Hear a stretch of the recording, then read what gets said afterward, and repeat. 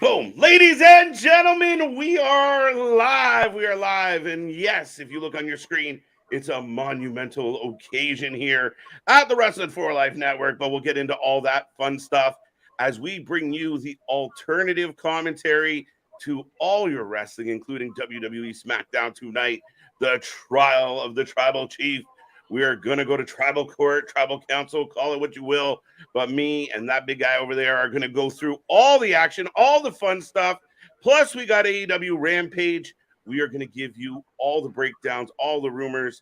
Light up that chat. Make sure you grab your snacks, put a smile on your face, and let's get into some wrestling. Let's go.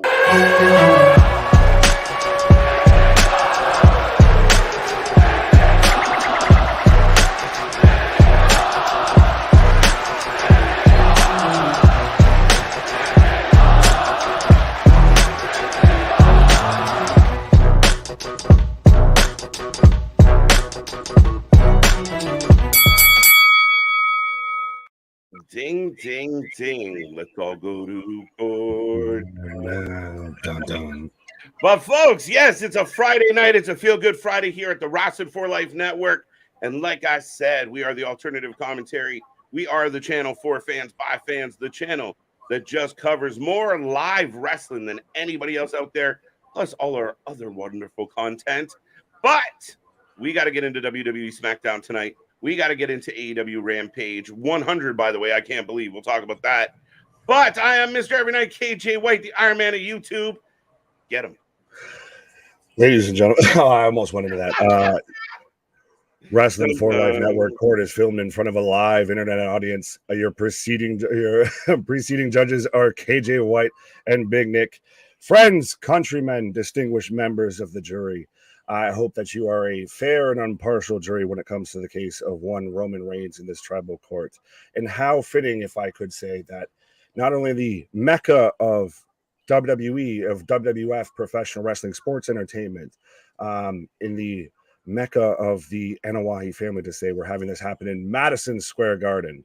But there is no place that I'd rather be than watching wrestling right here with the Wrestling for Life Network. Live. Absolutely. And speaking of watching wrestling with the network, we want to say hi to all the members out there, everyone else, everyone who's become a For Lifey member, anyone joining us in the chat right now saying hello, our usual regulars, our new faces, and everybody else out there.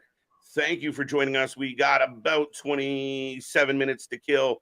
So we're going to talk a little bit about the week in wrestling. Lots going on, lots of rumors, lots of fun stuff, some crazy news, some good news, some bad news, and everything in between. But make sure you hit that like, make sure you hit that subscribe, make sure you become a For Lifey member as soon as possible. You're missing out if you're not doing it. Right. But you would be held in contempt. Held in contempt. Objection. Objection. Overruled. Hearsay. We could totally sidebar. Right. Sidebar. My favorite is beavering the witness. It's a Canadian apparently. But here we'll get through some of these quick. Folks, I hope you guys like court jokes and Law and Order jokes because you're getting them all night. Yeah, vitamins are going to very much play a part in this. But it's so I honestly contemplated getting the whole froofy wig and the gavel and everything and just going full board with it. Right. Dun, dun. I needed the wig. Yeah. All right. Well, you just need that any day. But anyways.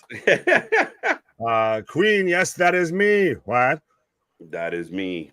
Trevor, what up? Rocco, my cousin Vinny will be on trial tonight. Oh, now I gotta go back and watch this. The two Utes are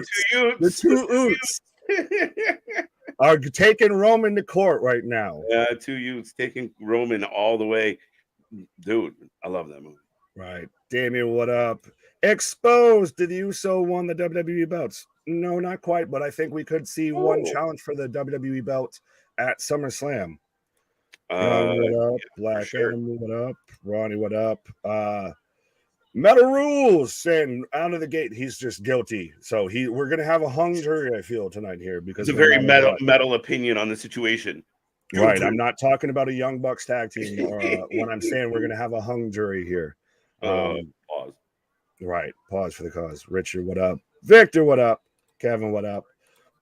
But so, Big Dog, what up? So, is there a story you want to touch on first? Because I might have one. Well, I will quickly say this before we jump into the first story, and I'll definitely let you lead the way. But I do want to mention we are sitting at 285 likes on this live stream tonight. That is remarkable. Be a friend, tell a friend. Get us. Let's get past 300, and we got all night to see how close to 400 we can get, if not further. So thank you for all that love. But be a friend, tell a friend. Absolutely. Right, I was going to say, well, speaking of friends, we got Joe Cheetah. I think Jimmy and Jay will interrupt Roman. Well, I think they're taking him to court. They've summoned him. They've filed more accurate court papers than Raka Khan has. So Metal Rule says, greetings. See, he got around from the last night. The hello, is it me you're looking for? That was one of my favorite things of the week. It just happened naturally.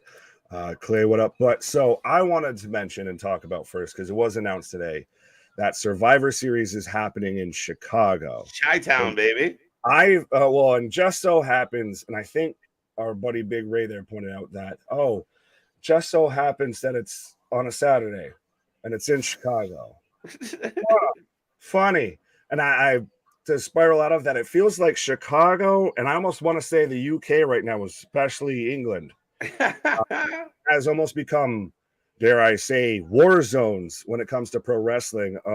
It's anything you can do, I can do better. It feels like every week Chicago has a major promotion showing up, having a show. Right, and you're not wrong. And Nick, you know me well enough. I'm all for this. Let's go. Let's dig in. I know some of the softer fans, I will say, just are very much like, that's not nice. I can't believe they're gonna do that. No, guys. Competition is king. Like, you figure if the WWE, which I believe they do, because are they really going to be content looking at the record books and going, hey, look, AEW All In 75,000 plus. Oh, biggest gate ever. You really think they're going to be okay with that? No, they're not. And I don't give a fuck when anybody tries to tell us otherwise. That is not going to, they're not going to try and be okay with it. They're going to go in and try and replace those records as quick as possible. You can be number 2. You can't be number 1. And that's good for us, because now we're going to get another blown up, London show at some point. Well, yeah, we're getting a wrestling war instead of just a Monday Night War. But I have heard that, and I think London's a bit of the detractor, because it was January when it was reported that WWE was already looking at London and everything like that, and that's where we got Money in the Bank. So there's wishy-washy views on whether them announcing or trying to tease a WrestleMania in London was to try and get London or the UK to pay for it, or to really kind of put some backing behind it, or was it just a tactical move? How much planning was into it? But to me, the Chicago stuff, if you live in the greater Illinois area, you are having the time of your life when it comes to being a pro wrestling fan, because every major show takes a run through there. And it's starting to even see, honestly, a bit with Canada. But we're seeing a lot of Canadian shows. We've been spoiled as of late, more and more. A lot of companies are seeing the value in Canada, and a really, really healthy, long-standing wrestling fan base in Canada. So when they come here, they do well. Collision might be a bit of an exception for multiple reasons, but they've done well. Forbidden Door did well, and it will continue to do so. Like you said, now you got Chicago. We've already heard the fighting and arguing over like places like New York and MSG, and the WWE putting in like non-compete clauses into contract. Yeah, you've got a buffer zone. Yeah, they can't come here for 6 months, but we'll be back in 6, right? Right. So, no, that's the thing, man. I love it. Business. I was going to say, I like Alexis's comment here of saying business is business. How Vince McMahon of you? Yes, business is business. That's it. And then what's good for the goose is good for the gander. We talked about it earlier, Nick, about the ratings debate and people foo-fooing the ratings, and they don't mean anything. They might not mean what they used to, but it's not that they don't mean anything. And there is a little bit of a battle going on for those ratings. But again, like this situation here with London and everything that's happening, and Chicago as well, if you're going to get in the fight and if you're going to start smacking wise, don't get upset when the clapback comes. When you get hit back, you got to go, all right, and now you're in a fight. Well, at the end of the day, whichever side you're on, whichever fan base you, I guess, want to call your tribe, if you want to go that route with it, Right. whether as long as you're a pro wrestling fan, this is doing nothing but making pro wrestling Yeah. great again. And I hate to use that fucking phrase in comparison. That just Objection. literally felt bad coming out. Objection. Right. Objection. I was sustained. It's sustained for sure. But to have your two major companies going at it back and forth, and literally we're just trying to do nothing of whether it's over talent, whether it's over storylines, whether it's over cities that they're working. It goes back to, as much as I've said it as a negative, it goes back to the WCW versus WWF days. Yep. And that's what is good. It's just unfortunate that, and this is what sticks in a lot of diehard AW fans' craws, is that they've been on the receiving end of a lot of L's lately. Yeah, I would listen. I believe, and it's my humble opinion, that 2023 hasn't been the greatest of years for AEW. People will go, yeah, but look what they're doing Wembley in 2023, KJ. Yeah, that might be the outlier in, that might be a big old, bright candle on a shit cake. Right. Polish a turd, it's still a turd. It's not all been bad. Revolution was good. Forbidden Door was pretty good. But they are in that time where people are looking for an influx. The good news is, like you said, it's just a plethora of options. It's, you have Mondays trying to put on good shows. You got them trying to do things there that are different. You got a champion that defends the title multiple times a month, which is awesome. SmackDown's doing its thing. They want that to be good. Now you got guys on Wednesday that want Wednesday to be the best show. Guys and girls on Saturdays that want Saturdays to be the best show. And they want to pack houses, and they want to book, and they want to be involved. That's all for us. That's all for the fans. 100% is that you're seeing both sides. Like, it's still going to be tit for tat. Like, we've seen moments to where WWE has stumbled. Obviously, we've had all of the Vince, and everybody loses their mind anytime Vince's name is attached to any story. And we've also seen, and personally, even just on this channel, to where AEW was taking WWE a bit to the woodshed there for a minute. Yep. So it shows that they have it within them.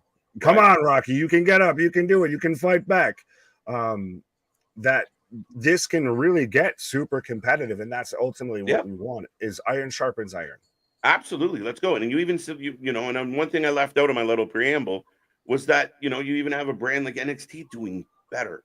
Like, Damien's point here, 855. Now, Tony took the time to put out a tweet, and on a week where a lot of people felt like it wasn't the best of weeks, which some people have said 3 straight weeks of duds from AEW on Dynamite, and you put out a braggadocious post when realistically you did 855. Your brag was that you were the number 1 in the key demo, but that to me feels like post moving, as you've mentioned and alluded to quite often. Right. 855. I mean, fucking NXT did 778 last week. That's not far off. Well, and then that's when I want to acknowledge some people real quick. Yeah. But Aaron saying, I won't forget you, but Aaron says, what's up, fam? Bonkers brings up a very fantastic point of, will Survivor Series feature war games? Yes.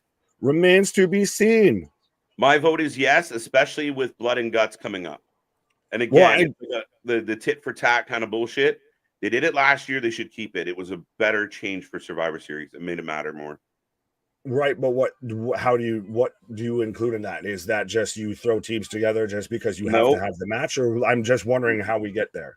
I think it will be the new bloodline against the old bloodline. I think it will be the day oneers against the new bloodline. Honestly, I kind of halfway thought there. I just didn't know if we could get there. Oh, it would be fantastic if they can do it right. If they can do it right, and then, I mean, misdirection leading into it, but you also have the option of, you could add in a Sammy and KO to help the bloodline, because Sammy still's got, you finally woke up. Now we can be friends again. So yeah, we'll help you in the cage. Yes, we know we're kind of on different shows, but we got the belts. We get to do whatever that would be right. You would have. It depends on the team that you put around Roman, but like I said, I thought it, and I like where you're going with it. I like your style, sir. I kind of think it would be like, fuck, if you want to talk about like this bloodline story continuing and just gaining steam and still being compelling, that to me is like the crescendo. Like if you can get to Survivor Series and do something like that, and something that you and I haven't talked about over the last couple of days is that, you know, people are now talking about the likes of Zion Quinn, Apollo Crews, some lesser names joining Roman in the mix. I'm curious because you did have the mercenary theory. Well, I You were hoping for better. initially that I just wanted to, because this one popped me if I could find it here, of the last comment from Nick will be stricken from the record. Yes, Big Dog, I know what you're talking about, but yeah, I wanted to see Apollo Crews join Roman, and I thought that's what we're going to get when he was the Nigerian prince and everything like that. When it would be Roman taking the island of relevancy and just, since we just had independence weekend for both our countries, just doing what the British did well and just colonizing other countries and everything, and just taking over other countries. Right.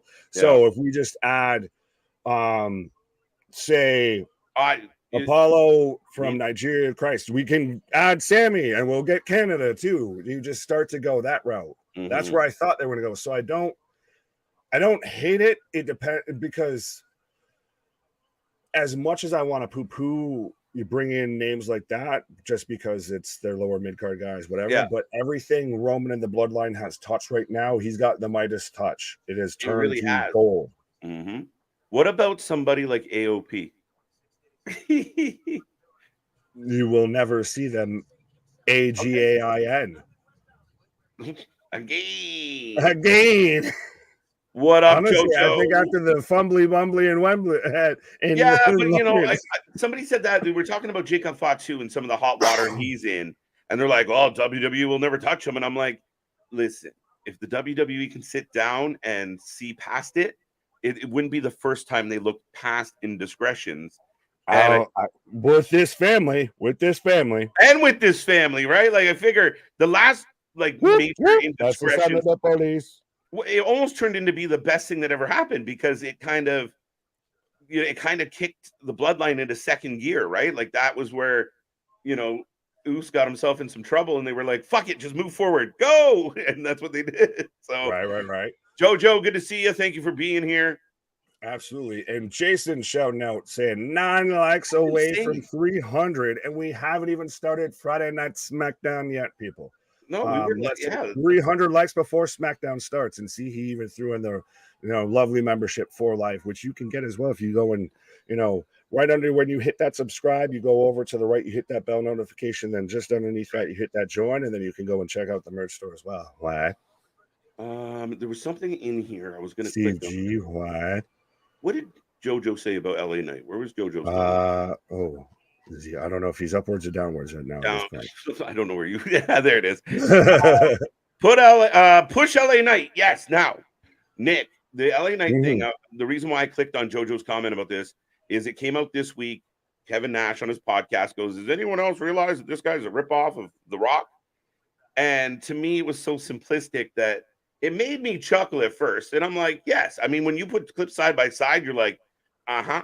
As much as, which baffled me coming from a guy like Kevin, because Kevin's been around the fucking business. I mean, to me, LA Knight is a ripoff of The Rock the way Hogan was a ripoff of Billy Graham, or Dolph was a ripoff of HBK. I'm literally seeing that exact comparison go around. There was no Nature Boy Ric Flair without Nature Boy. Why am I blanking on his name? There was no Hollywood Hulk Hogan without the superstar Billy Graham. Right. There's so many people that have borrowed, and I guess the best way that I can put it is okay artists borrow, great artists steal, and then make it their own. And that's really what it comes down to is love it or hate it. He's over. Yeah. It is what it like. You that's just pot shotting to me. But now I will mention and spiral this. What? It just felt lazy to me. It's Kevin Nash. A good 45% of that man's day in his career. Just happy he can keep his head up. Right. He just had to show up and not tear a quad. But I'll say with how we're getting the U.S. title match tonight as well, because that's the thing. Outside of the trial, this is a stacked card. Sorry, But we're getting Austin Theory versus Sheamus again, all from MSG. By the way, I know I sold it in the my opening statements, but this is still viewed as the mecca, the holy ground of WWE, especially WWF. This was their quote unquote home territory. But I've seen it going around that on house shows that we're getting LA Knight versus Austin Theory for the US title. So I'm wondering if that's going to be a feud that we have going forward, maybe towards SummerSlam. I've seen people want LA Knight versus Jake Paul, or Logan Paul, but I think he's dealing with Ricochet, which I like. I wouldn't mind LA Knight as the US champ, but I think it's fine because I think Theory can fuck around and float around for a little bit and then come back. He's had one of the longest reigns so far, but is it not just a little bit of like the Spider-Man meme of like them both kind of pointing at each other like, I am you, you are me? I think the only difference would be in my head how over LA is compared to Theory right now. Like Theory, it has gone kind of quiet. We see him now. Is that his fault or bookings? Doesn't matter. As a character, as a guy, as the champ, we're not exactly Theory's fighting Sheamus. Okay. It should be all right, but if it was LA Knights fighting Sheamus for the US title, I got a little more ring to that. But does that feel down because everybody thought he was going to win the Money in the Bank briefcase? No, Boston, what up? This place will. Oops, sorry. I was just reading. This place will mark out when LA Knight arrives. I think so, and I think the other important thing is Triple H, where you hear the naysayers like I do, Nick, that the WWE is a bunch of idiots and they don't know what they're doing and they're fucking stepping on each other's toes. Triple H went out of his way to take time after the Money in the Bank and say, I know LA Knight was the favorite, but patience. Good things come to those who wait. He's ascending.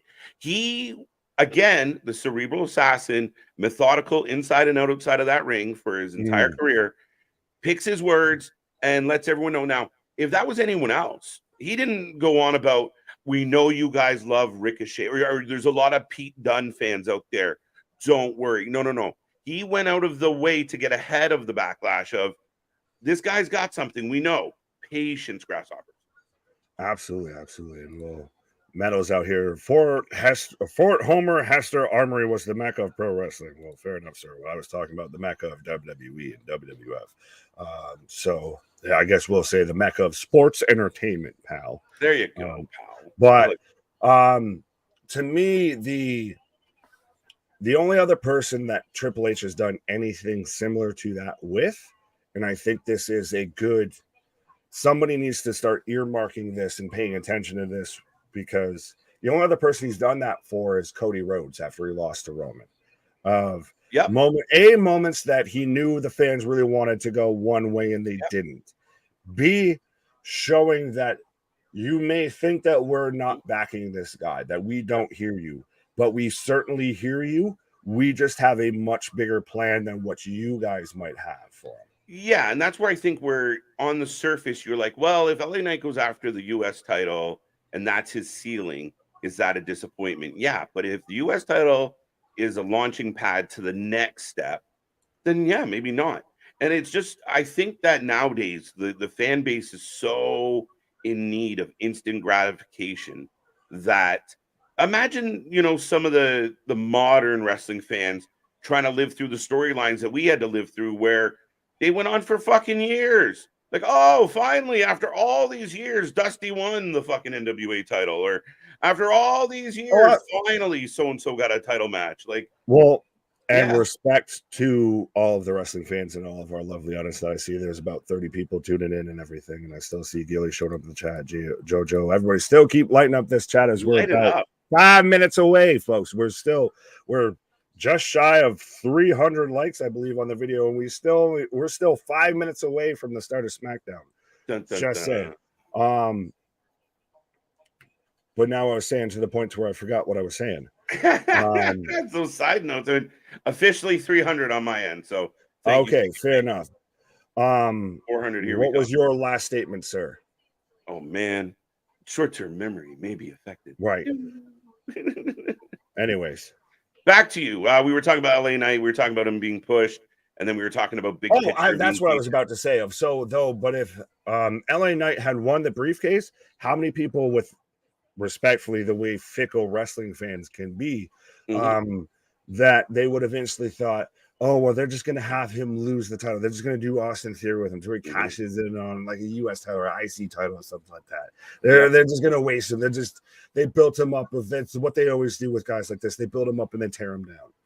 Yeah, you would have seen fans, as much as they want him to win it, I feel turn the second he won it. Right. I'm a huge Roman fan. Welcome, Ali. A lot of people are huge Roman fans. That's why I think this story tonight, Nick, kind of going full circle before we get back into the show, or get it into the show for the first time, actually. I think the fact that we're going to get another layer to this story. I mean, again, we put a poll up on the channel, like, is this, you know what, Roman, you failed as a leader, you're done? And he's like, okay, bye. And then there's some type of reaction. Speaking of reactions, right? Is it some type of revolt? Does he say, I don't care who you people think you are, I'm the tribal chief? Is the punishment you have to defend your title? What comes next? And absolutely, big dog. Right, 100%. Well, Res Evil, what up? J Boy, what up?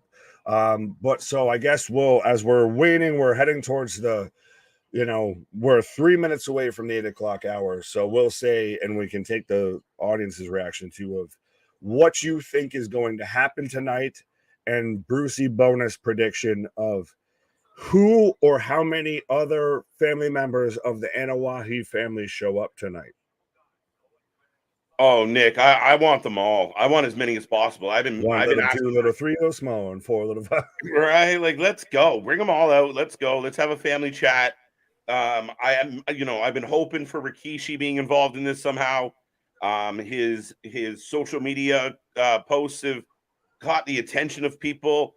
And again, what I love is it's not cut and dry in any direction. If Rikishi's music hits tonight, we're like, oh shit, he's here. But he could look at Roman and say, what did you do to my kids, you bastard? And it lead to conflict. But he could also turn around and say, this is your tribal chief. Amen, right? To respect and acknowledge him. Right? Very much so. But are you excited for Battle of the Belts? July? We're never excited for Battle of the Belts. No. Are we excited to talk to you? Yes. Are we excited for the show? No. It's Battle of the Belts 7. Whew. And it feels like 37. Man, they got to find a way to make that thing matter, and it can't be pre-taped. And as we proved with the ratings on Collision, you cannot pre-tape Collision. People will know the answers and go about their lives. They don't need to didn't do terrible. Well, defense attorney rests. I think this one was for you about the Nature Boy, Buddy Rogers. Buddy Rogers. There we go. Thank you. I wanted to say it, and I was like, no, I feel like I'm quoting, like, Looney Tunes, Duck Dodgers of 23rd and a half century. So that's why I was like, I don't want to say this and sound wrong. Well, I mean, and again, back in a time where there were several Nature Boys and several, renditions of different people and characters, it's a really funny time. Oh, wait, who was that? It was 78. It must have been this guy, being, that wrestler at this time. You're like, what? Yeah, exactly. There was a multiverse of madness going on in pro wrestling before there ever was in Marvel. Right. Is that Haystacks or Haystack Stacks? Right. Like, what the fuck? WWE. Sorry. Go. WWE is creatively bankrupt. I do not think so. I would love to talk about that more. But I hate to disagree. I mean, we just came off the heels of a really exciting Money in the Bank. I think the Roman stuff has been on next level creativity and interest and fanware. Is there a big depth of creativity? Maybe not. But to say they're bankrupt, I think is a naive statement. I feel like there was a comment that preceded it that I was going to get to. You read that one as I'm trying to get. Actually, I'm getting the start to the show So, ladies and gentlemen, I got then on my screen right now. I'll let you know when I get there. Let me know when you get to then. Yeah, Folks, I'll let you know when I get then. WWE SmackDown is kicking off tonight. Myself and Big Nick are going to take you through all the action. I will remind you, if you are just tuning in, make sure you hit like, subscribe. We are the alternative commentary to all the wrestling. We're going to keep you up to date on all the action. We're going to get into all the stories.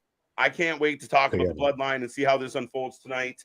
And we're here to talk with the chat. So get that chat blown up. Let's remember, all go to court now. Remember, we have the membership. We also have the super chat, the super stickers. Stand out in the crowd as this chat gets busier and busier by the minute. But WWE SmackDown is kicking off, Nick, and we're getting a recap of Money in the Bank. Yes, I've right now got, so just so I know if we're synced up, I've got Jimmy, or I got one of the Usos in Solo. Oh, I got the Italian, so sorry. John saying KJ spitting facts. No, I was talking about Gilly saying KJ, you and Big Nick's creative ideas are 100 or 1,000 times better and more thought out than what WWE actually does. Who know? Vince might tear up the scripts before showtime, halftime. WWE doesn't know. Well, I know that our socials and everything are rolling right there underneath us. So if any creative team needs any help, we got you. We wrote you when you still ain't call it. Right. Dear Vince, I wrote you. Listen, we appreciate that. Sorry. I really wanted to. No, go ahead. Sorry.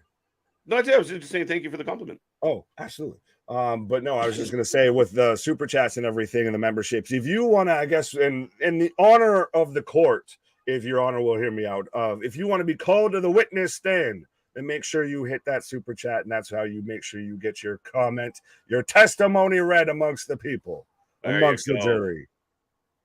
Hello, Wrasslin for Life. Pink, hand pink waving. So super sticker. Thank you so much, Sonic Boom. We appreciate the super sticker. And welcome back. Avengers, I almost said Avengers Sevenfold is almost what I said. Avengers Assemble, welcome back. Batman Country. Right. Batman Country. Buong in the house. Vance is back. Vance, what up? Boston, Aaron. I like Jason. All right, court is now in session. The Honorable KJ and Nick presiding. Let's go. Absolutely, 100%. Oh, dude, how good was that kick out with the fucking low blow where we were all depressed? It was such a callback. It was such a callback to the first match between Roman and Jay, which is still. So before they have the court, I will say this. My prediction is that this is all just setting up to Jay versus Roman at SummerSlam. And I think we might get Keish. I think we might get Alpha and Sika even. Could this be a matter of like if you want to remain tribal chief, you must take on Jay and whoever comes out as who is fighting for the Black Panther mantle and shit like that. It's literally like you have to the challenger must defeat the king to become the king. Exactly. They're like, we rule you. You know, you have dropped the ball. You're not Jimmy the King. We rule you. We rule you. How Freudian was that shit? Small Mark saying MSG, the mecca of WWE. Yes, 100%. There we go. The trial of the tribal chief Roman Reigns, and the visual they're using with that fucking sour face is outstanding. Still, that as much as even like the super kicks from the Usos were shown around, which by the way, we're getting Edge on the Grayson Waller effect of just to show you how stacked this card is because it is an MSG. But that's actually a really nice card tonight. That 10-second clip of just Roman losing his fucking mind after that match was shared around just as much as every super kick from Jimmy or Jay, the pinfall itself, every chair shot. And we're starting off with the Usos. Usos. Down sins. Guilty sins. Day one. We starting the night off with some energy. So how fitting though is it that the Usos with the Uso Penitentiary are taking Roman Reigns to court? Dun, dun. They're going to do that, right? somebody said something which I found interesting because it was making me think about. There's been a lot of rumors that we know we're getting Edge on the Waller effect. I do not think Waller and Edge are going to get in a fight. But what about people tossing around the Wyatt name to come have a conversation with Mr. Edge? Oh, I don't know about that. You know who I think we are? You want my honest opinion of who we're going to get tonight? And I think it was actually kind of halfway speculated, halfway leaked out and everything. And I still want to see if it happens. Is a spit in the face of people who don't want to be cool. Trust me, I almost wanted to sit there and be eating an apple during your whole intro before we hit the intro. Carlito's a good shout. And I mean, again, when we talk about the U.S. title picture, I think Carlito fits in there well. And I also think that LA Knight and Carlito fit together well as far as an ongoing feud. Babyface versus babyface. Who works heel? Well, I think once you get over the fact that Carlito's back, you could change it. You could switch it. Fair enough. Ronan, what up? Kenny, what up? Rich is still there. C Money, what up? What up? Smart Mark. WrestleMania X Razor versus Shawn ladder match. My favorite match at MSG. There you go. Was the Dudley Boys Hardy Boys match? I think it was at a No Mercy or Royal Rumble. I remember specifically Hardy's swanton spot off that. I believe so. Yeah. I don't know if that was at MSG, but I think there was that, and there was also Hunter versus Mick Foley or it's Cactus funny. Jack in a street fight. Yes, best card. Funny that you mentioned that because one of my favorite MSG moments and wrestling moments is the return of Triple H in MSG and that explosion when he came back and was the game. And I literally almost mentioned that, and I was like, I almost got my moments with Hunter crossed. Right, but we've got Jimmy and Jay out here cutting a promo right now. Ladies and gentlemen, and instantly boo-burns. But still, I know we had the poll up there, which, by the way, if you haven't gone and voted, absolutely go ahead and do so. But if there is a WWE manager or wrestling manager, I'll even say, throughout the annals of history that you would want as your defense attorney, Paul Heyman has my vote, and on my council team, I would also probably have Bobby the Brain Heenan.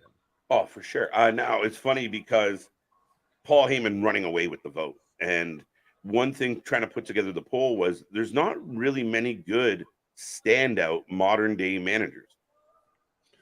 Yeah.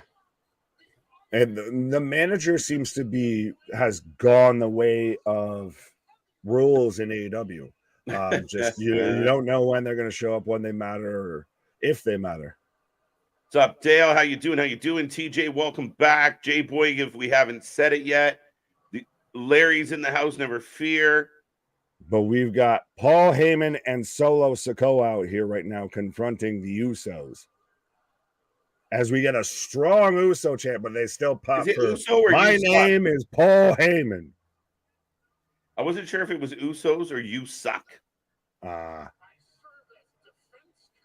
I serve as defense counsel for your tribal chief, your head of the table. Defense item number one. Yes! That's so good. The twins even. Wise man, please shut your mouth. No. Right. J-Boy saying, I liked. Well, apparently everybody else has. So while you're at it, hit that subscribe button, hit that bell notification, hit that membership, hit that join button, hit that merchandise store. I got there. I was trying to mix up too with the Twitter, the Discord, the TikToks. We got anything and everything for you folks. Right. And listen, folks, if you're tuning in right now, we are just watching the opening here between Paul Heyman and Solo. Solo covers the mic. Is Solo going to speak? Can he speak? We know he can speak. He just go, Uzi. Bam, bam. He chucked the mic. He can't speak. He chucked the mic. He just grabbed Paul's mic and chucked it. Now he's just going to sit there and just look at him. Paul looks confused. The brothers look ready for a fight. To me, this is always like a brotherly moment. Yeah. Here comes Roman. Look at the crowd pop, though. The people that jumped to their feet. By the way, the Brits taking their shoe off for Roman was hilarious. 100%. I only wish Roman could have won, and then they would have all just had to do a shoey out of it. But yeah, Roman Reigns is, despite whatever star rating Meltzer wants to give, despite whether you're a WWE fan, an AW fan, whichever way you want to plant your fucking flag, however you feel special about that, Roman Reigns is not just the guy in WWE. He is the guy in pro wrestling at this point. He really is, it is dude. Undeniable. He is a MJF, even still, and I'm a huge MJF fan. He touts himself as a generational talent. That is a generational talent. Right? And man, we're starting to show off with again, smiles on our face, good energy in the building. This is fun. If anybody's hate watching this right now going, this is shit. I don't know what to tell you, but to me, a perfect start to Friday. We're not wasting any time. You build the drama. Solo hijacks the mic, and now we get the tribal chief. Let's go. Right. Bobby, what up? Hello, Steve. How was your Independence Day? Dale saying Roman. Keyshawn saying head of the table. Sonic saying I'm feeling oozy tonight. Oozy. Good night. Larry saying congratulations on the 2.15. Well, let's see if we get that to a 2.5 instead of 2.15. Yeah, let's go. Let's go. Everyone wants to hear what Solo has to say. Well, apparently he's a mute. He has no interest in what you want. Right. Interesting build up. The former invincible tribal chief. But that I like it though, because that plays into the story, right? Well, still, but also if you put a nick on a lion, and I hate to put it that way, put a scratch on them or anything like that. Wait, what do we do with a nick on a lion? They take pause, allegations, accusations. But if every time you get, if you're there and you get a little scuff on the chin, you just come back tenfold. And that's what I'm worried is going to be scary and also amazing at the same time. Scary, but it's provocative. I'm terrified and excited all at the same time. Victor, thank you for the super chat. Yes, I saw you drop that, so I appreciate the super chat as well. Folks, remember the chat gets a little bit busy some nights, so if we're not missing you on purpose, make sure you make your comments stand out. And defense attorney JJ Dillon and Jim Cornette. Here's the problem with Jim Cornette on your defense team, Nick. He might dig you deeper than you want to be. Like, he can argue, but he might bury you at the same time. But that's why I'd have him on the council of, I'd go full like Johnny Cochran, the special, coalition of all the madmen there. You got Heyman running point, and you've got Bobby the Brain Heenan, and you've got Cornette. Now we're just being greedy. Cornette's no way you're some super creative, great shit, but he's also one of those of just don't give him the microphone because he'll tell the judge to go expletive themselves. The trial will have Jay win and gets a shot at SummerSlam. Now, are people like, I don't know if this is an overlooked fact or not, but 2 straight losses for Roman, and then one he takes a pinfall for the first time in 1900 days or whatever the fuck, 1924. Mm-hmm. It's crazy. So it's going to be real curious what direction this goes in. Now, we are on a commercial break to remind everybody out there. We are in the midst of what seems to be the trial of Roman Reigns, or in part. I don't know. We've at least had Roman come out, and we're not sure if this is the trial or anything like that here. Well, Avengers even says the SmackDown has the potential to be great. Yes. 100%. And I think, Nick, last week was a bit of a light week. You and I watched so much goddamn wrestling. And last week was just one of those weeks that every show, and this is how we get to be as unbiased as anybody out there, across the board, everybody was pretty average. So it wasn't really the most exciting week. It was hard to pick the best show out of the week. Right. And then you get into this week, Raw was not bad. NXT was pretty good. Dynamite was mid for all extensive purposes. Impact was Impact. Friday, the first 20 minutes of Friday night show, I feel better than I have for a lot of the wrestling week this week. Oh, this has been and still, as much as we've said before, how Dynamite used to wear the crown as top show of the week, SmackDown has taken them and proceeded to, I feel almost at this point, lap them. Right. Joe Black, Ring of Honor on a SmackDown commercial. That might just be exclusive to you, sir. Ring of Honor on a SmackDown commercial? Was it really? I didn't see that. Yeah, I didn't get none of that. I think they are chanting "You suck," kind of. A little bit, but it's already no one. This man hasn't said a word. This man just stands there in the ring, and they're deafening cheers. I like this from Big Dog. Look at Solo. Solo's thinking. Solo's an interesting character, and I know we joke about him being mute, but the less he says, the less we know, the less we can surmise from what he's saying. So, being the strong silent type's working for this man. By the way, they're chanting right now, "You got pinned" at him, at Roman. Madison Square Garden. And they pop still just. It's like, fuck. That's us. Right. And they still pop and they still acknowledge him. You were just booing this man, but the second, yay, he said our name. Louis, what up? Louis has arrived. What up, Wrestle fans? What did I miss? So far, nothing really. You've just heard the opening statements from me and my co-constituent here, my co-counsel, KJ White here. Ooh, I'm still the tribal chief. Goddamn right. That's the thing. At the end of this day, this shit don't matter. He's still the tribal chief. Right. And this is where I thought, like, I think in my head, Nick, I kind of got stuck on the idea that this trial doesn't matter because no matter what the outcome is, Roman looks at whoever's involved and says, "Oh, no. But this is when you care." But this is when you get the other Samoans involved. You get the Office, the Sikas, the Kishas, I think every other Anawahi. I still think there's a potential. I really want Roman to beat up Rikishi. It's so funny, but I keep just bring Kishi in to take a beating. He's got Dominic Mysterio level of he can't even start to try and talk without you suck. Ooh, you ain't the tribal chief. Right, you ain't the tribal chief.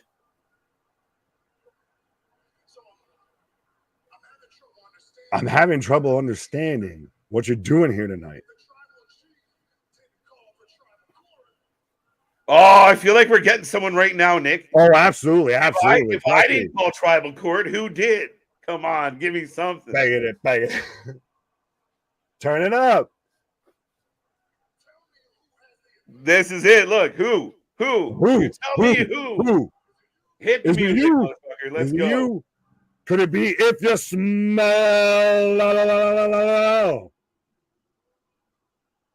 There's got to be somebody. Could you imagine at MSG? There's got to be somebody. There's got to be who? Who has the authority? Who outranks me, motherfucker? No.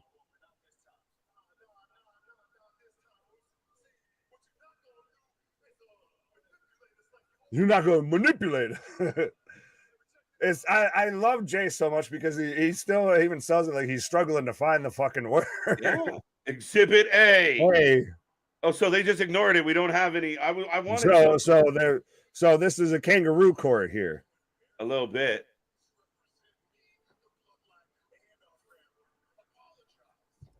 Dun dun dun dun dun. So their first exhibit is Roman telling them to apologize and him pie-facing Jimmy. Right. I love that the evidence is brought to you by the production team at WWE in a professional, clean fashion. Kevin Dunn works for the DEA here. Your Honor, I see no incriminating evidence because he is still the tribal chief. So he does have to do what is right for the tribe, sir. What up, Kayla? How you doing? AEW ratings for Collision. We'll get into that in a commercial break, Dale, but remind me to come back to that one. Right. 692. Ooh. That's better. I mean, all right. They may have sent you, the elders, they may have sent you, but you answer to me now.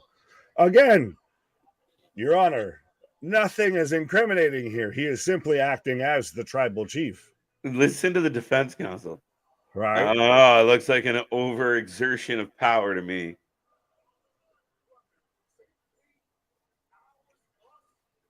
Imagine DJ comes out. Me. Roman ate dog food and got paid to eat it. Facts. I don't know if he willingly ate it, but he did get paid, and it probably wasn't real dog food, guys. Let's be real. I was gonna say the fact that you think about that is awkward. It's that fucking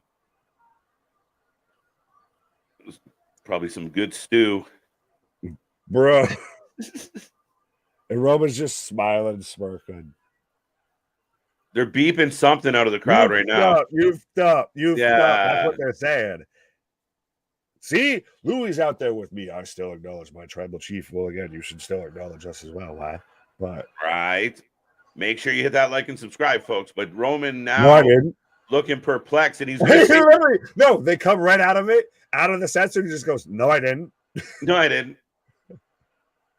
Yes, you did. Yes, you did. But that's the thing, is it's so good because he reacted to it. That's what they all wanted. They all want someone to react to them chanting. Yeah. You know who I am. Oh. So he's playing. Jay is still going to be the weak point. Okay. That's who I'm supposed to be. That's who you. Yeah, that's who you. That's who I was forced to be. Oh, I thought he said that's who I was supposed to be. Mea culpa. You think I wanted to do that? You think I wanted to be this guy? Oh, here comes the gaslighting. You see Jay still, as Jimmy's up on the side. Does Jay turn? No, I don't know, man. I did it for you, as he points at Jimmy. Could this go through another commercial break? I hope not. Honestly, could it really be the first 30 solid minutes of this show almost? It could, but I don't want a commercial because me and my bladder don't want that. They're beeping it again, folks. MSG on this man. He's literally Roman's just. How is it that Fox won't allow crowd chanting? I don't get it. FUC. Yeah. There's 8 words you can't. No, never mind. Right. It's seven words. 7 words you can't say on television. It's cock, motherfucker. The elders may have sent you, but you answer to me. Amen. And Jay just looks like a scolded child right now. That's what's been fun about all this. 100%, because he's literally saying, I do all of this because for our entire family, and you want to come out here and show your little moments, right? You're looking at me right now, not understanding who I am. Jeez, Curtis, that's funny as hell. Where's Perry Mason, Angela Lansbury, or no? Matt you need Connie Cochran. If the lay don't fit, you must be quit. Right out here with the Chewbacca defense, the Yokozuna defense. Right. Watch Solo. I have. He talks about the children I have in my household. You think I needed to take on yours too? He is literally just fucking dog walking both of them. Right. Now, folks, if you're tuning in right now, go into the chat. What are you thinking right now about this storyline? Where is it going? Did you expect Roman to handle it this way? Give me some fantasy booking. Give me some speculation. Should we keep an eye on Solo? Are we going to get some quiche? Been dying for some quiche. I just like that. I don't need money. I don't need the power. I don't need this right now. Right now, a vacation sounds real nice right now. Right. Well, there you go, dude. Great minds. Right. Well, Roman used the Chewbacca defense. Now, see this here, he's a Samoan. He's an Anawaki. Beeping the crowd again. Too many Party mouse out here in New York. TV. Party mouse out here. Right? This New York crowd just foul. I'm done. Wait, what? I'm done with all of it. I don't want it anymore. You want it? You have it. You have it. Wait a minute. What? This is how we set up Roman versus Jay at SummerSlam. We set up who has the mantle of tribal chief. This is interesting. Roman takes the throws himself on his own sword. You can't fire me. I quit. Goodbye. Oh, is he gonna pass it on to Jay? This is not goodbye, folks. The crowd is chanting, nah, nah, nah, Yeah. nah, Yeah. nah, nah, nah, nah. Look. Hey, hit subscribe. Oh, he's taking it off. Dude. Is he gonna put this on Jay? Dude. No, he's gonna fucking choke him out with it. He's gonna choke him out. Right? Jay wants to like turn and just like have it like draped over him. Yeah, but he's gonna do the halfway turn. I don't know. Listen. This segment ends like this. By the end of the night, we'll have some new answers. No, I'm telling you, he's gonna choke. I could see him choking his ass out with this. Of just, you ain't ever taking this from me. You don't deserve it. Oh! Look, folks, your tribal chief has passed on. The torch has been passed to Jay. Jay Uso is, for the next 30 seconds, your tribal chief. Enjoy it while it lasts, because I don't think he takes off the belt. Oh, this is Roman perfectly gaslighting though, because he's got the crocodile and everything. Oh, he's gonna bend the knee. What is this? He bends the knee. All right. Did anyone else see this coming? Both knees. He's on both knees, crying, begging, pleading before Jay. No, this is too easy. Too easy. Dost thou think thou protest too much? Cash in now. Oh, bro, look at, you can see the fucking tears, everything. And Jay's just consoling him, grabbing him. I got you. Oh! Yes! We're too easy. Fuck you. I'm the tribal chief. This is my and Solo even just like, that's what you. Why did I'm shocked Jimmy didn't react. There we go. Okay.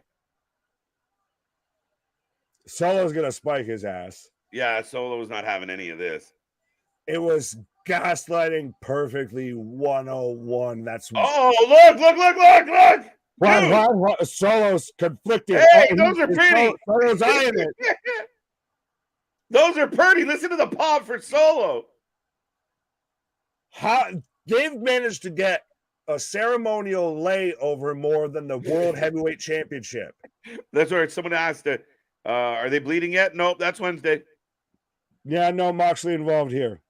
Oh, wait. Bye-bye, Jimmy. Spike to Jimmy. Solo's going to pick up the lay for sure, and you know exactly what he's going to do. Hand it to Roman. You're going to get that in the tease. You're going to get that pop like you're getting right now. Yeah. You're going to hand it to Roman. Yo, it's good shit, bro. I'm all good. Like, I'm all on board. Look, he eyeing it up. Roman, like, I got to get it off the crazy one. I don't want to do that. he might actually be a threat. And that's as much as I hate to put it this way when it comes to talking about pro wrestling, everything with the bloodline is scenes. If you were to put this together as an actual movie, this is Act 1, Act 2, Act 3, Act 4. This is Goodfellas. This is The Sopranos. This is fucking Casino. Hamlet. This is A Bronx Tale 100%. Yeah, it's Hamlet. Jimmy's back. Absolutely. 100%. This is Shakespearean at this point. Right? It's fucking nuts. But yeah. Shakespearean at this point. Oh, Uranagi. A beautiful Uranagi, too. That's a rock bottom, goddammit. That's a rock bottom. To sit there in the hip toss and everything, that's a goddamn rock bottom. Fair enough. So this is put it on, Chance. See money stand. The Magic Chili Peppers. Uh-oh. Yes. Jimmy. It's Superman punch to Jimmy. Yeah, it's 3-4 alarm at best. This is the battle of the Samoan armies. What? Like, unexpected turn here, guys. Like, this whole situation, to their credit, kind of didn't play out the way I anticipated. And I'm enjoying this. They're dismantling the table. We're officially a half an hour into the show, Nick. It's been nothing but bloodline. and we would probably let them go for the next 90 and call it fair. 100%, and that's still the best thing about this. And I think I said it, I want to say a stream or so ago, of everything that we could fantasy write, that we could fan book, everything like that, and you think, oh, this works perfectly, this sounds amazing. They sit there and take something and just say, you can have that. That ain't even what I'm mad at, and do something entirely different. Jimmy. And we literally just feel like, well, and so they're tied up Jay so he can watch Jay, yeah, sorry, Jay. Jimmy get put through. You thought you was going to be the tribal chief? Never happened while I'm alive. Gangland beatdown right now. Yeah, I thought maybe it would go later in the show, like we'd break away. And main event. Yeah, I thought there would be more to this, but I would like to see, a ref or two come down and say, "Hey guys, maybe stop this." Just somebody for fuck's sake. Being a little picky. We're watching a public mugging right now, and no one wants to interfere. You suck. You suck. You suck. Roman's got the title though, and just clacks Jimmy with it. And this is wailing on the living snot out of the man. Could this still end up?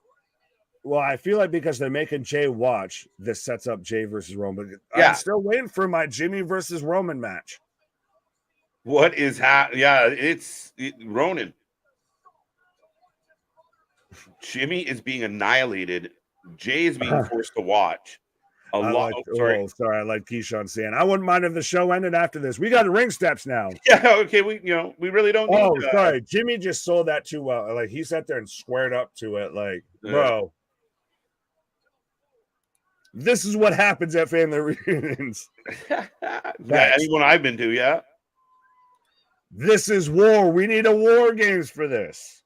I agree. I feel like there's potential here, right? Right. But we still got to get through SummerSlam, and the front running idea is that it will be Jay and Roman. Based on what we're watching here tonight, there's no reason to think otherwise. Do we get a Jimmy solo separately? Honestly, yes. Why not? 100%.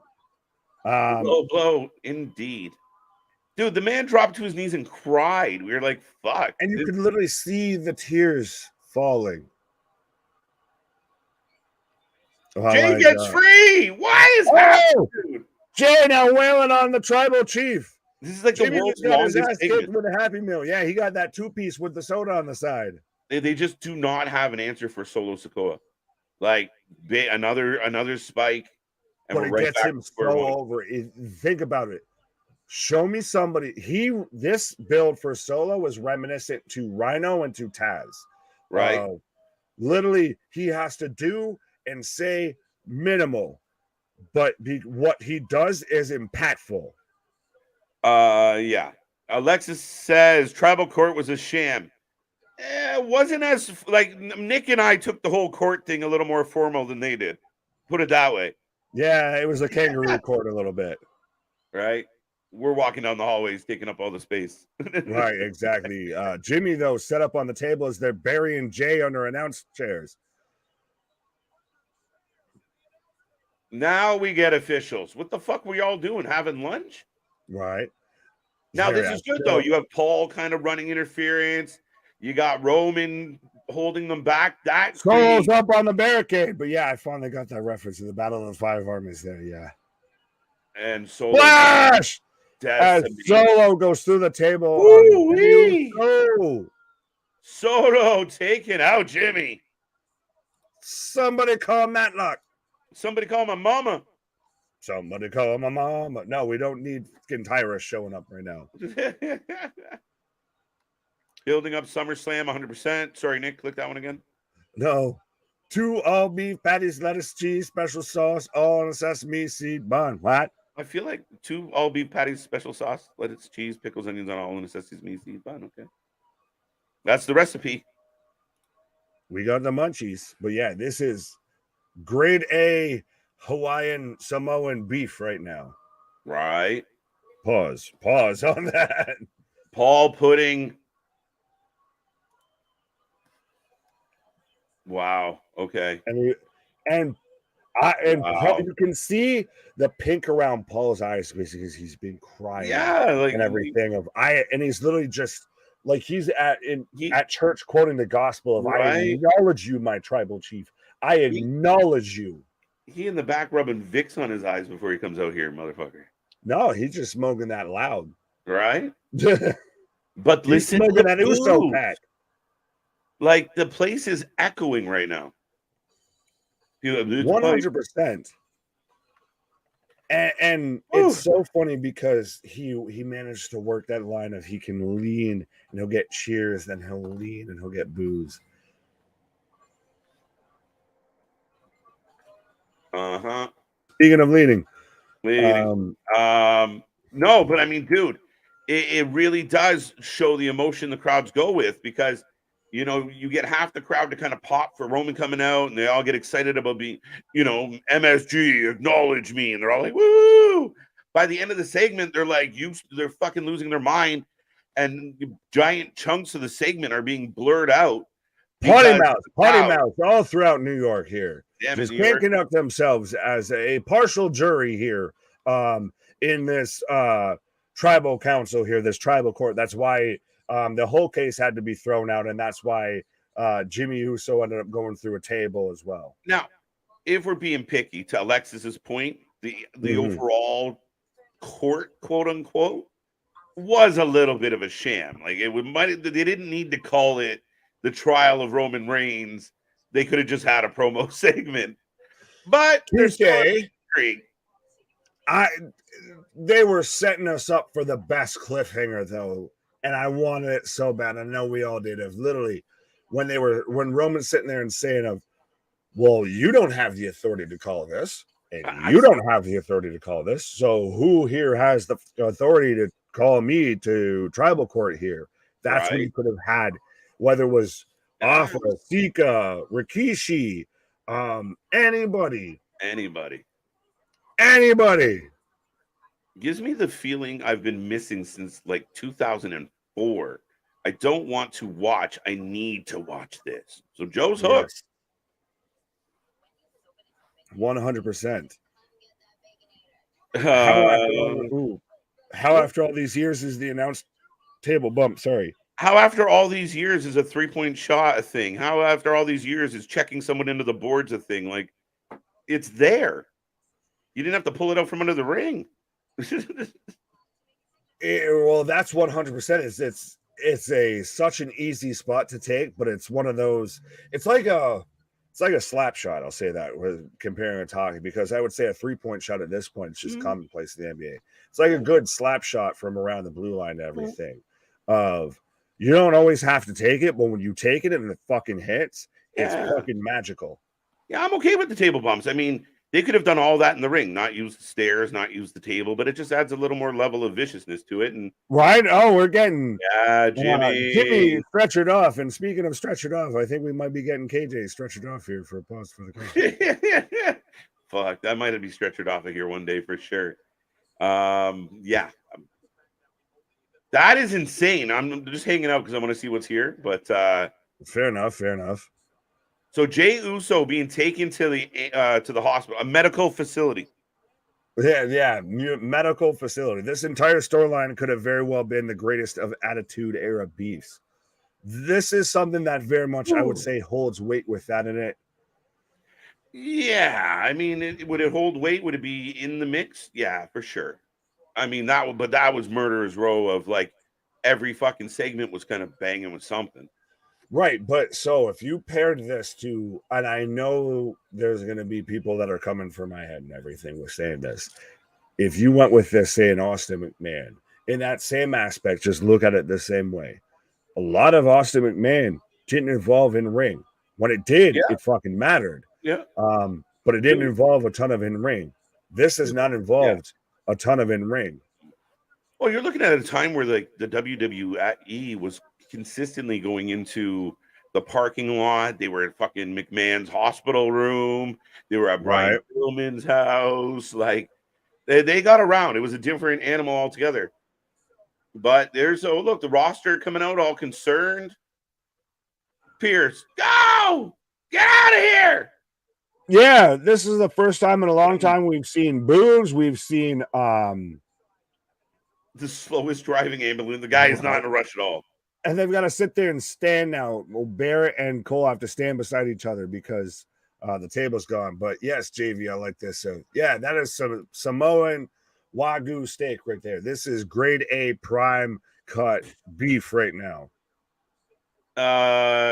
Yeah, well, Pause on that all you want. There's a milky pork chop in the ring, and I'll be right back.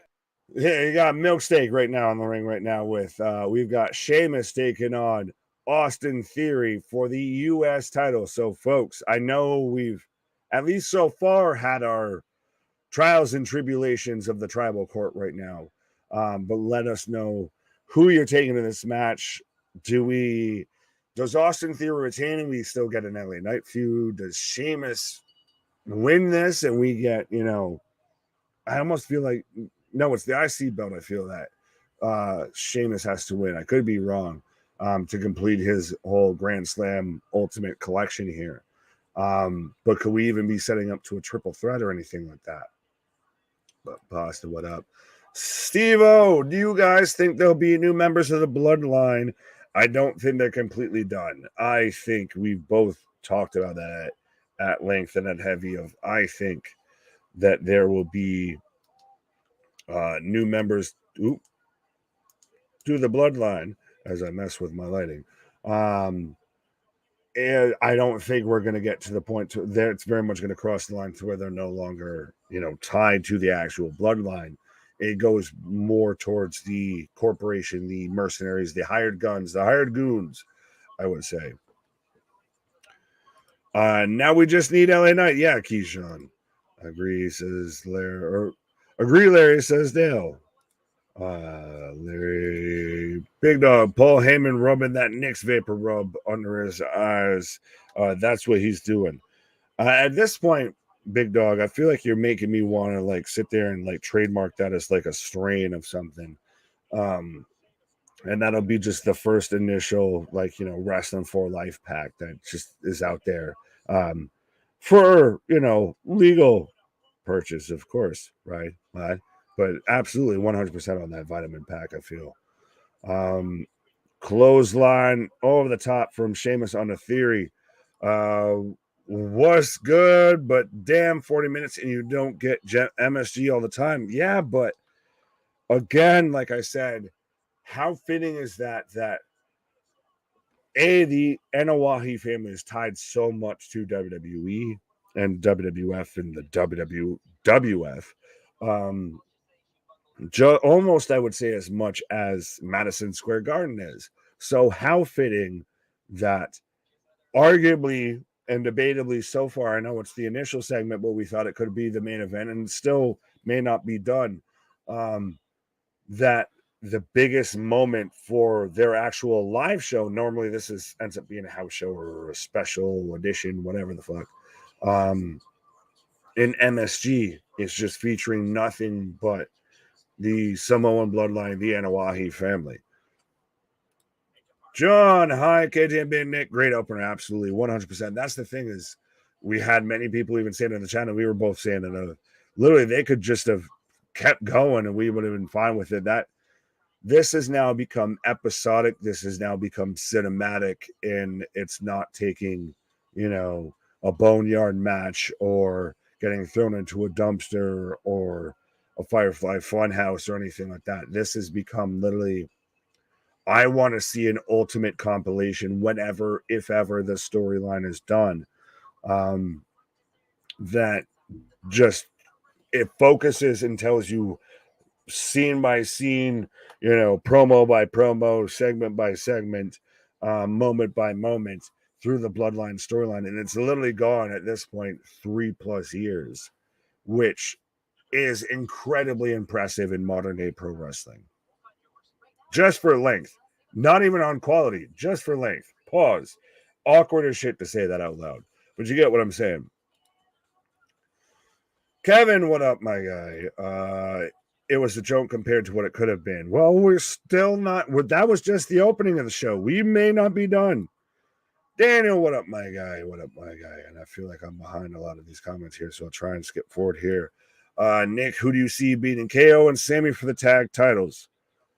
Ooh, that's an interesting question because I know we were even talking about in a whole little preamble, the pre-show, and our opening statements there of if Survivor Series, well, when Survivor Series happens, could we see it come down to the War Games match? Do we get a War Games match? Could we see it come down to the new bloodline versus the down since day oneers? I guess if we're going to come up with names of to where you've got the Usos, you've got Sammy and KO. They told them all along, so they end up, just teaming up with them, and maybe they add another partner versus Roman and Solo and friends. It'll be interesting to see. As far as a clear-cut favorite to who would beat them for the titles, I really don't know. I still hope that they split the titles and that we get Raw champions and we get SmackDown champions. I know we're adding more champions and all of that, but I still think that helps make it not seem like what everyone's complaining about with Roman of it's all or nothing. Of it helps build, if we're going to keep this as a clear divide across rosters, it helps keep it as these are Raw guys, these are SmackDown guys. I want no tag titles, fair enough. Can't forget Yoko. Well, yeah, 100%. We acknowledge the whole Anawahi bloodline, wide. But I don't think, unless Ghostbusters are involved, I don't think Yoko's showing up to make an appearance to be a judge, jury, or prosecutor. At least there was no garbage truck in this trial, like with Eric Bischoff's. Otherwise, the Usos night would have been much worse. Fair enough, Ronan. Fair enough, Ronan. As I've got Austin Theory trying to hit the beats of the Bowery on Sheamus as we're back from commercial. But again, if you haven't done so already, let us know your predictions for this. Let us know what you think and what you feel, and make sure you be a friend, tell a friend, hit that like button, hit that subscribe button, hit the join button, hit all the bells and whistles we got for you, because we're still just big things popping, little things stopping up to some season, never sleeps. We're still just trying to constantly grow, and everything that you guys send our way and all the love and adoration and 100% is appreciated and acknowledged goes, but nothing back into the channel, just trying to make this bigger and better for all y'all. But Yoko, yeah, she's 635%. Why? As Sheamus right now in control. New bloodline, Roman Reigns versus old bloodline, The Rock, War Games, big time reach. Yeah, did you pull your back out with that reach, I feel? Because if you were going to bring The Rock back, that was the time to do it, of who has the fucking authority to do this. But I feel like he would have then had to do it at SummerSlam. But yeah, I almost wonder if the Dwayne ship has sailed of, he goes full, Moana and all of that and just sails off into the sunset here.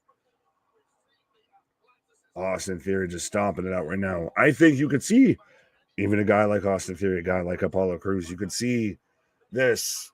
You go back to the corporation, you go back to guys that are there that end up becoming a bit of cannon fodder and so on and so forth. Big uppercut from Sheamus on the Theory on the top rope. Big dog, my guy. Thank you very much for the $20 super chat. This man very much wanting to make sure he's on, call to the witness stand. But what's up, my guy? Look at what Triple H has done so far. Roman's belt says undisputed. Asuka's belt. I don't know why I said Raka Khan. Asuka's belt says undisputed. That's because just one must look like the other. Trips is going to bring undisputed tag belts back to SmackDown, and we'll see a new world tag title belts for Raw. All right, I'm not going to lie. You had me in the first half there. As Theory goes for a 2 count, I thought you were going with, it's undisputed, of either A, poo-poo in the belts of they all use undisputed, or going with it that, we're just going to singularly, we're going to trim everything down. Speaking of not trimming everything. I was going to say, not today. Speaking of expanding. Pause. I just want a quick thank you to Big Dog for your generosity. We greatly appreciate that, sir. he had a lot to say, so ran up the tally a little. But look, I agree with a lot of this, and I do believe. I know people have been a little impatient. It's kind of what we talked about in the pre-show, Nick. The instant gratification that the crowd is looking for. We don't always get it. Like in time, things have been playing out and rolling out and changing as we go. So thank you again, Big Dog. And I do agree with a lot of this. Now, the ironic part is how much Vince is apparently involved in the Bloodline storyline. Well, he's a Apparently. Roman guy. Well, I was just liking on the fact of if we got back to, granted, it would take to where, granted, the titles feel different, and I've never seen a women's title look the exact same, just a miniature version of the men's world title. But if we went back to, we had undisputed tag champs on SmackDown, and we had world tag champs on Raw. I like where he got there, but why would The Rock attach himself to such a shit show? And I'm a little confused. In what shit show? Yeah. We're not talking about AEW Dark now, right? Yeah. Hey, my friends, what did I miss so far? You basically just missed the Bloodline. Right. But even then, still, at the end of the day, you can, whether you're watching this live or even after the fact, you can go ahead and hit that rewind button and just watch it back with us. Right. Boston says, I don't know if I'm in the minority here, but I really like Theory. I'm excited to see the evolution of his character and his career continues. I think he's going to be a star for this company. I agree. I need to pause. There you go. So Nick's going to grab a pause. We are in a commercial break, folks. The action is still rolling along. Let me know in the chat how you feeling about the opening of this show. I mean, we literally went almost the first 35, 40 minutes based solely around the Bloodline storyline. I'm all for it. It actually worked for me. And then we jump right into what has been a good match between Theory and Sheamus. So I think we are off to a good start. I mean, as far as the wrestling we've got this week, we're kind of putting the bar at another level. Good entertainment, good energy to start the show. Lots of questions still to be answered. So very much in a good way. Metal Rock War. Interesting. Gamer, what's up with his face? I don't know. It's beautiful. I don't know what we're talking about now. I have no clue. VKM started the Bloodline. He did. He definitely did. Gamer, I don't know. Kind of looks like a Hornswoggle relative to me. You guys got me lost. But we're back to the action. Theory rolling back in the ring. Sheamus says nope and goes for an awkward looking pin. Oh, locking him into the clover leaf.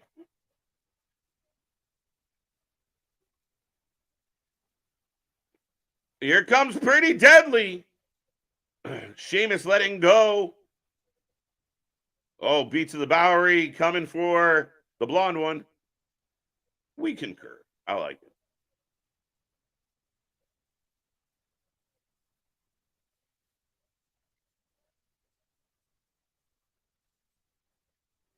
Theory with the shotgun drop kick. Up goes Sheamus. Oddly enough, no brawling brutes. Sheamus swings out. Big knee. We got a two. Good match, guys.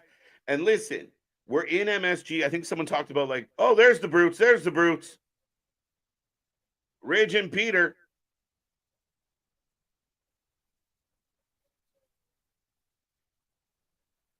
Interesting.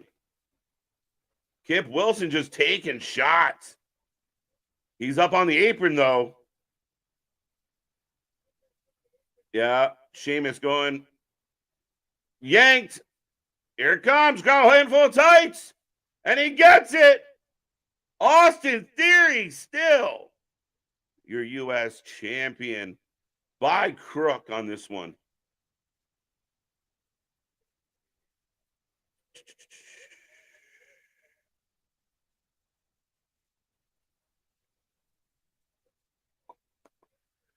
Afraid you were in the minority. I don't know how accurate that is. I wish the Undertaker would still wrestle just to have him destroy Theory. Yeah, I don't know though. Like, I mean, I get it. There are the people that don't love Theory, but I think the collective or the majority of the people I've kind of paid attention to all kind of see the potential in Theory. And what they did with Theory, you know, they legitimately beat the Vince off of him. They scraped him to rock bottom. And since he turned around and got that US title, I thought he was pretty good. I think he's fizzled out a little bit, but there's going to be ebbs and flows in a young career. I think Theory is a guy you can see around for a minute and developing and being in a championship picture consistently. He's young. You know, what does he look like with all the years of experience under his belt? And he's 31, 32 years old. Then that changes the dynamic and he continues to evolve. I do believe there's a bright future for Theory. Sorry, I'm getting Raw face to face between Ricochet in Buffalo, New York, and Logan Paul on Monday. I think that opening, I like the opening, and I can see Bianca turning heel. It's been a long time, and I believe she was a heel back in NXT. Steve-O, yeah, she came out as a heel.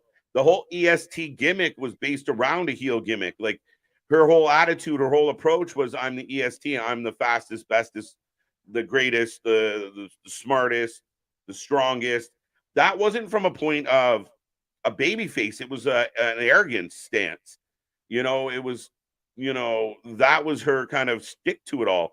I think she was better as a heel. I really do. I think as a baby face, she comes off as a caricature a little bit. She comes off a little too scripted. So, again, I think Bianca needs to spend a little bit of time out of the title picture. I think that we got a lot of options here. I mean, Io's still in the mix as well. So, hang tight. I think there's a chance Io goes after Asuka instead of Rhea. I don't see that belt leaving Rhea anytime soon. And I hate the idea of the Money in the Bank going to be a failure. I knew it. Frou dolls. I have the hit. Okay. If I was the Usos, I would tell Roman Reigns if it wasn't for us, meaning the Usos, you wouldn't have the championship this long. Yeah, that would be the counter argument for sure, Larry. And I mean, I'm sure that's been implied. That's been mentioned. It will come up in the next few weeks as we head to SummerSlam. This isn't the end of this story. We're building to a pay-per-view. We're building to a payoff. That's the way it's supposed to be.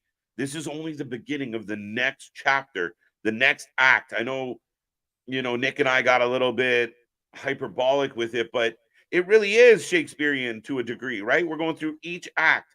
Each chapter of this story has been different. It's had different characters along the way, guys like Sammy injected into it, and it just keeps going. Now I want to know, what does this mean? Did the Usos call the meeting? Did someone else call the meeting? What is the angle to it all? Where, what happens with Jimmy? Is Jimmy on the shelf for a moment? Is Jay going to be by himself? Does Roman have reinforcements? Do the Usos have reinforcements? What comes next? Wise Man have a dog collar match, Roman and Randy. Where did we get that from? How do we get there? Maybe later. I think if we get a dog collar match, it'd be Randy and Cody. But I don't think we're getting one either way. We might get a bull strap match between Brock and Cody, though, at SummerSlam. Highly rumored. 1-0. Trash ending. But why was it a trash ending, Rocco? I mean, I know listen, I shit all over roll-ups. By the way, we're getting a little recap of the history of Madison Square Garden going back to 1963. There's Hogan in 84. Of course, one of the biggest highlights ever that they don't show you anymore is Snuka standing on top of that steel cage with a young Mick Foley in the audience. Triple H returning in 2002, one of my favorite moments. Kofi and Orton. The unmasking of Kane. The man. Austin getting arrested in 97. So they're just touching on the history of WWE and MSG. And here comes Grayson Waller, which I think they're highlighting this new and improved video package for Theory, 1-0, 2-0, 1-0. How are you 2-0? Help me, my guy. Okay. Add female Samoans. Charles, I'm not opposed to it. Welcome back to the chat, by the way. And folks, if you are new here, get in the chat, say hello, drop an emoji, drop a sticker. Don't be shy. This is the channel for fans, by fans. And yeah, we're rolling through this show here tonight. Remember, at the top of the hour, we will be back. Well, we're not leaving. We will be switching to AEW Dynamite Rampage, our coverage of Rampage, the 100th edition of Rampage. Who would have thunk it? All right. Waller about to be joined by Edge. Anybody got some wild predictions on this one? What happens with Edge? Is Waller going to pick a fight with Edge? Is someone else lurking in the way? Grayson equals smoke break time. Steve G. Valid. Grayson greater than Theory? No, not yet. Grayson's good, though. Waller is good. I do feel like we might be overusing his Waller effect gimmick, this gimmick show. I think we don't need it every single week. But yeah, I don't think Grayson's greater than Theory at this point. But here comes Edge-O-Matic. Wise man. Dog's name is? Man, J-Boy, we'll get back to you. I'm lost. If you haven't subscribed and become a fan already, you don't know Wrestling Discussion, JNV. We appreciate the love. We appreciate the 5 bones. Like Nick said earlier, folks, every penny we make goes right back into what we're trying to accomplish here. We're trying to get more things off the ground. We're trying to build this little empire. We just passed 16 months as a channel. We're just a baby against a lot of people that have been doing it for a minute. But humbly and respectfully, we believe and we know we do it like nobody else. The most unbiased, unscripted, off the hip, live reaction to everything. Not to mention we got our guy CJ Brand coming back with original content. We got Luna Havoc in the lounge. We got so much more coming your way. And we've already put a bunch of interviews to our credit. And we're going to have a bunch more coming up. So make sure you like, subscribe, and be a part of the family. Thank you so much, JNV. Thought that was JV for a second. JV's brothers in the house. Okay, Edge is here. Edge versus Gargano. Interesting. Grayson is as good as he is a guest. Great to see. As good as a host as he is. The little ticker's kind of funny, though, at times. I will give him that. With you, see pause effect engaged. The only thing that'll keep you around might be Edge, big dog. KJ, the AW hardcore fans would have thunk it. Larry, give me some context on that. I'm not sure what the hell I said. But probably, I agree. Oh, you're talking about who would have thunked the, yeah. I don't know why they would have thought it, though. So Edge coming in with a chip on his shoulder, not really giving a shit about Waller. I'll talk to you, saying to the fans, big pop for Edge. We go way back. It's so crazy. I mean, if you are in the age bracket that I'm in and we're watching, Randy Orton at the end of his career, I remember the beginning of Randy Orton's career, the end of Edge's career. I remember the beginning of that. Like, we're starting to see a generation of wrestlers fade into the sunset, right? Even guys like Brock Lesnar, we don't know how much longer he'll be around. It's crazy. But right here we see, Edge, an elder statesman of the company, and Waller, a guy that wants to be an Edge. Waller, Edge, SummerSlam. I hope not, TJ. I was kind of hoping something else would come out of this. But I guess I don't know if I'm really thrilled about the idea of a Waller. I mean, I think they'll pull it off, but on paper, Waller versus Edge. You got to remember, it's one of his final pay-per-views. I don't know if it's Waller. Hard workers and big dreamers. Man, it feels good to see Edge so happy and in good health. Yeah, I mean, considering what Edge has gone through, and we all remember, or a lot of us remember, and if you haven't seen it, go check it out. You know, the heartfelt goodbye that Edge had. It was one of the saddest nights in wrestling history. I mean, it was so heartfelt when he had to say goodbye, and to get him back in the manner that we did. And yeah, since his return in the twilight of his career, there's been some long monologues. The Judgment Day thing was a bit of a botch, but it's still Edge. And it's nice to see him just eating up that crowd. Speaking of eating up the crowd. Well, I was going to say, speaking of, long monologues and, losing touch towards the back end and everything like that, 100% pause. But no, I have wanted to come back in with, on this day, I see clearly. Right. What do you think of Waller and Edge potentially at SummerSlam?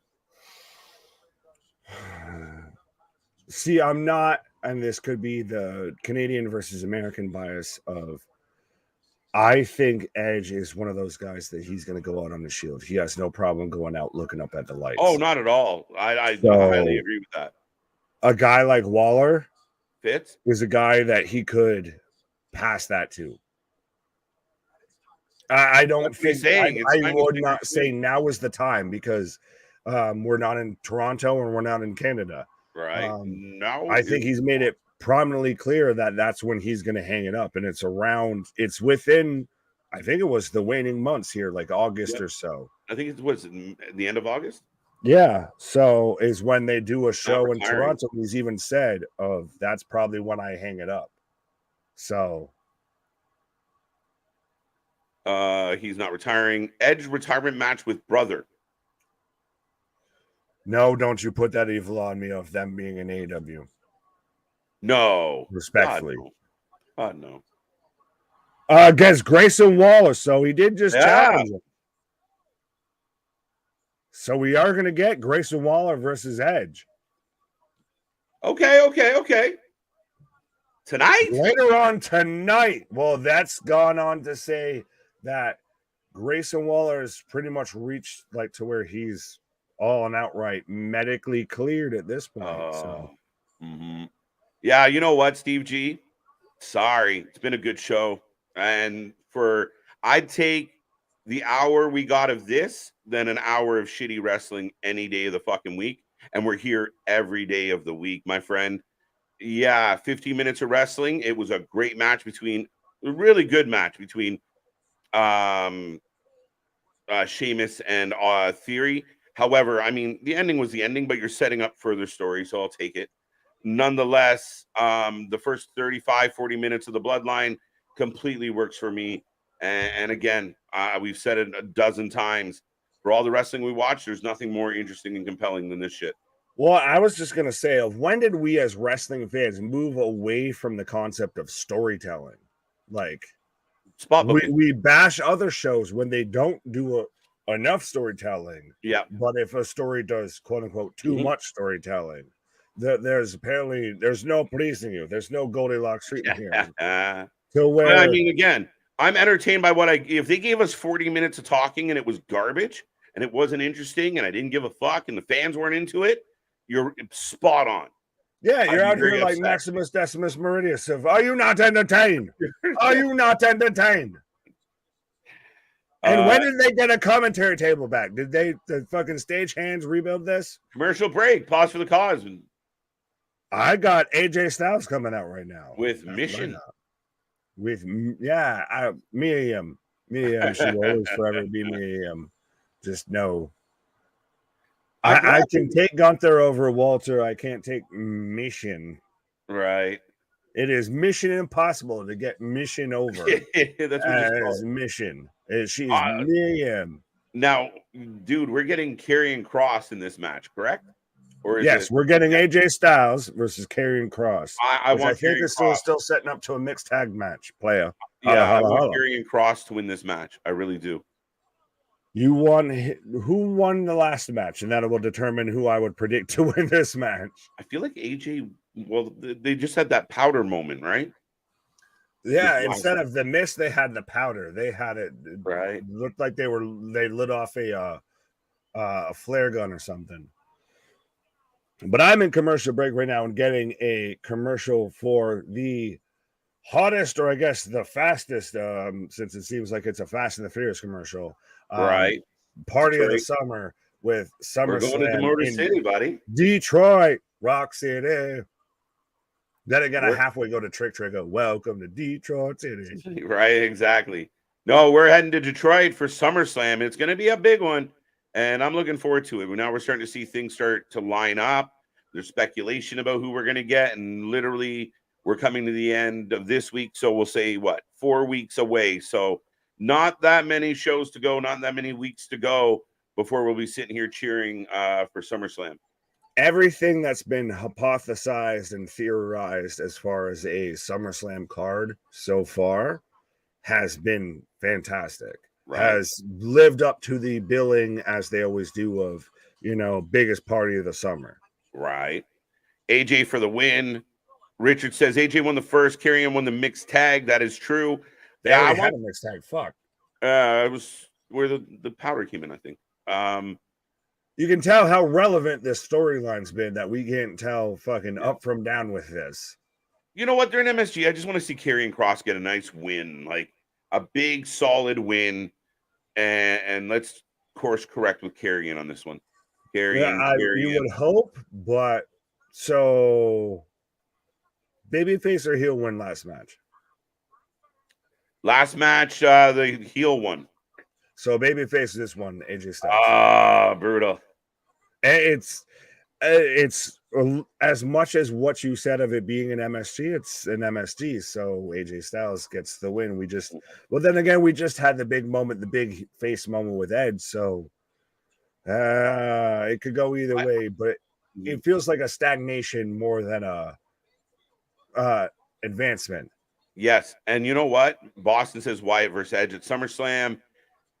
I don't know if this match, Nick, is scheduled for the main event tonight, Waller Edge, then I could see that being a bit of a swerve. It might not be Wyatt, but somebody else setting up Edge. Like everyone right now is like, oh, Waller Edge. But what if during this Waller match, we get the real answer?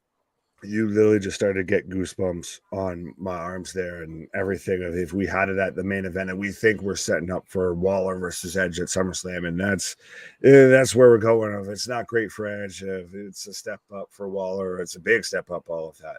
Right. And then say all of a sudden the lights go out and he's got the whole world in his hand.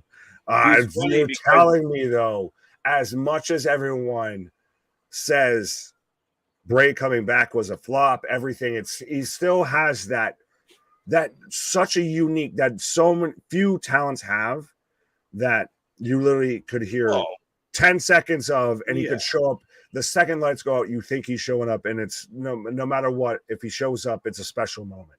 Well, no matter what, he's become a bit of a cult icon, and yes, it's on par with with Undertaker, I would say. That's why that passing of the torch moment was iconic. And I'm not saying he's on that level as far as in-ring or anything like that, but I'm saying as far as the moments. I think, as far as that kind of idea, yes. And it's definitely been a cult following. There are the naysayers and the critics of Bray and what's happened, and I've become kind of one of them to an extent. But at the end of the day, man, like I said, he's got a cult following that this place, MSG, will lose their fucking noodle for anything close to that. Oh, absolutely. Well, he's got very much a Wyatt family here. As we've got Cross, who just towers over AJ Styles versus AJ right now. And again, I guess, speaking of family, speaking of cults, allegedly, supposedly, if you want to join ours, hit that like button, hit that subscribe button, be a friend, tell a friend, like, share, and subscribe, all of that. Let everybody that you know, whether they were a wrestling fan, whether they are a wrestling fan, whether they could be a wrestling fan, whether they're just sitting at home, lonely on a Friday night, let them know. And we got them covered. Why? Is there any good matches on Rampage, KJ and Nick? Well, it depends how you look at it. I mean, I'd have to. we are scheduled to get the Dark Order versus the Elite, or hung. He said good matches. Well, I said depends on how you look at it. Stevie Wonder could look at that and say that's not a good match.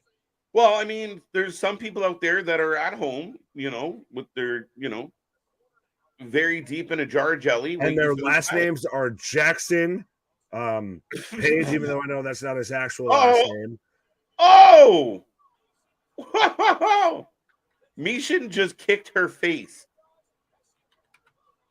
As one does. Uh-oh, I don't like where this is going. Yeah, Mia is in a better position than Keith Lee right now, even being used minimally. Yep. Well, which, by the way, how was Swerve in Our Glory?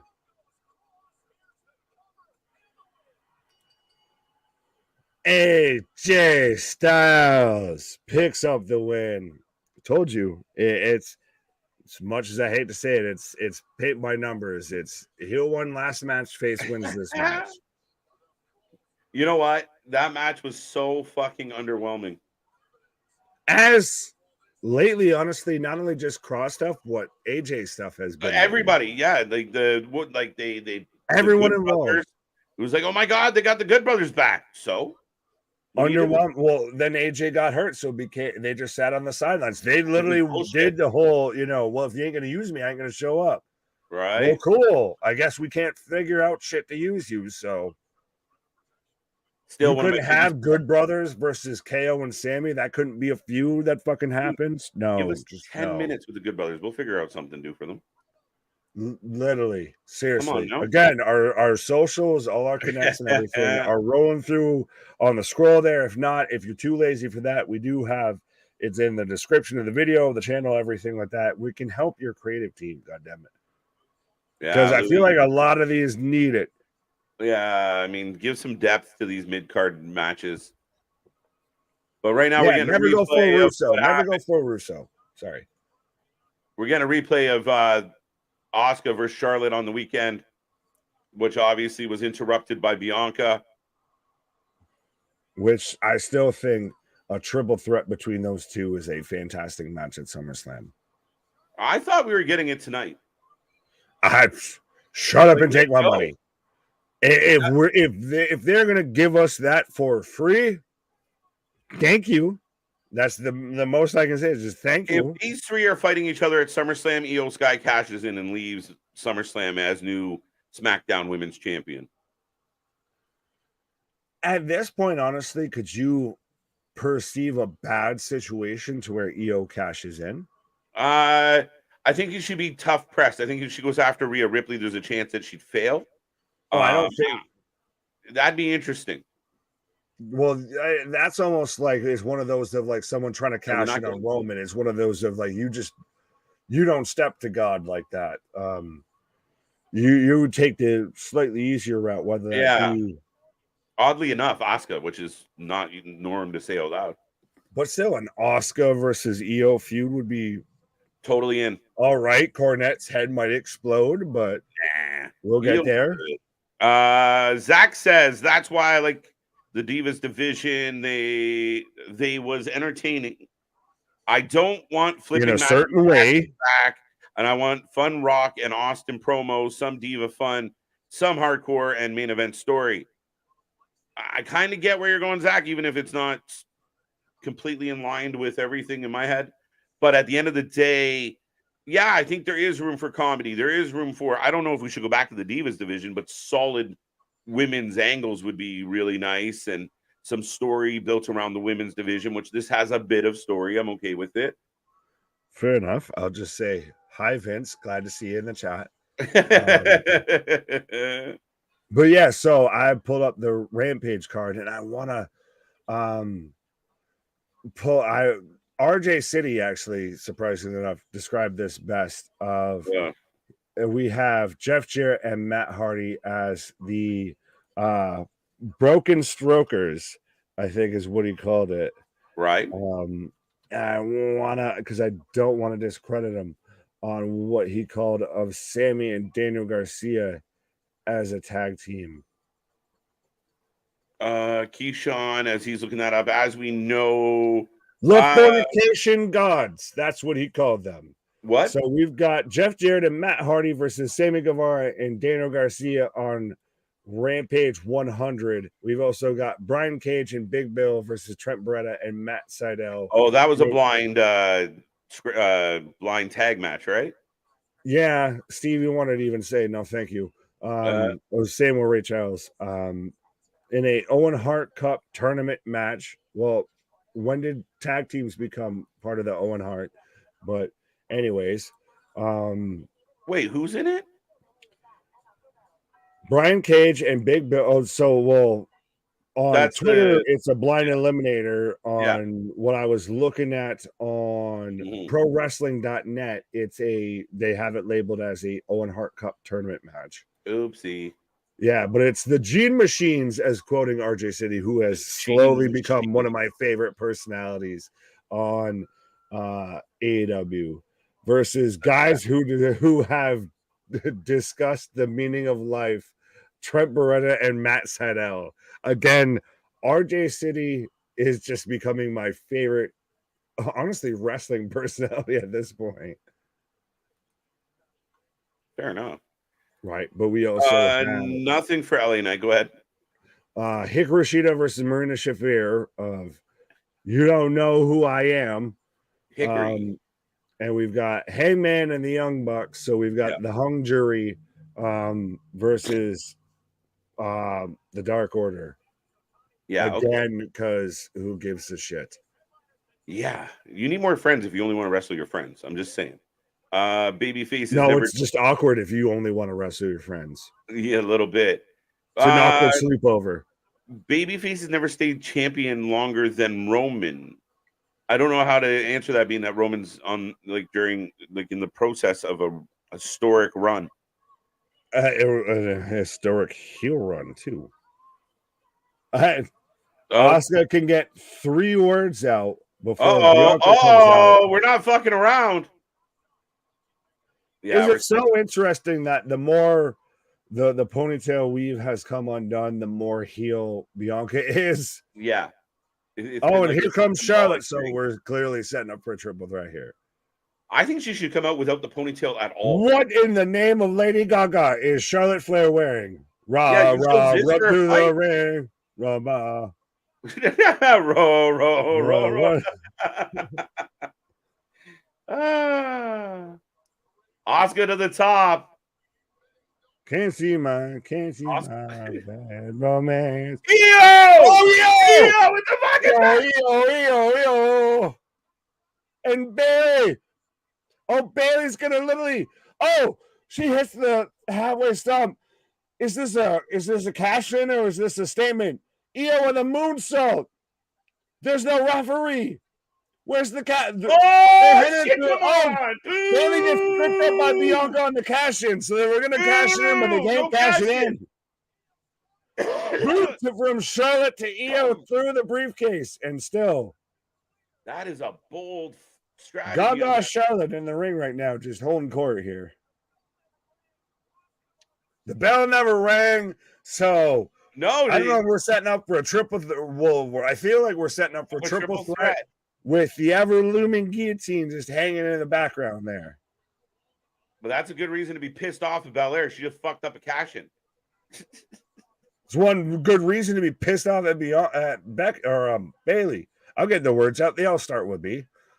I'm wondering if that ends up being the thing of oh my God, Io's about to win this, and Bailey says, nah. Honestly, it could be. I mean, she kind of halfway fucked it up there.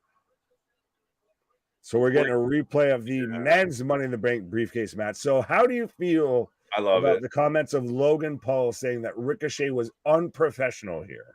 I think it plays perfect into the story. Why are these two guys mad at each other? It's beautiful. Oh, perfectly. But I like the dirt sheets that run with that of it's gospel. Yeah. This mofo tried to kill me. And this is why Logan Paul's good for business. And I heard, I saw someone on TikTok, and certain people just blow my mind of I fucking hate Logan Paul, and I can't fucking stand him. But I Were they had to give drinking a him prime bottle as they said that? Relax. What? On this day, I see clear. So this isn't like, dude, this show has been crazy. Like, we're 30 minutes to the gate. I didn't even think that. I felt like this feels like 10 minutes in. The first half of the show is one thing. Yeah, but it's still in a good way. It's flown by. It's been that good. It's flown by. This literally feels like we were 10 minutes throughout the show here. Bobby all right, Lashley, cool. So dude. Edge is like the second match. That's fucking interesting. What do we have as the main event? I mean, And that's fun. It's this 50 minutes left. There's not much. It's probably Bobby Lashley. I hope not. Bobby who? Exactly. Are you looking forward to the Dark Order versus the Young Bucks in Hangman Adam Page? Nick's answered that already. No. I'm not. And people who want to paint that as, well, you hate AEW. Not true. I feel like this is 3 years ago. I feel like this is early day AEW.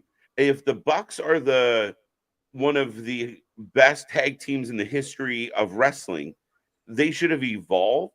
They should be in something of substance. They should matter. And this is just the same shit with the same people. Period. Absolutely. I fully agree with you. Don't get to there. As Louis saying, only 3 matches is crazy. Yes. It's super interesting, especially with it being an MSG card. So no, yeah, for SmackDown, yup, Vince is running it. No, I don't. No.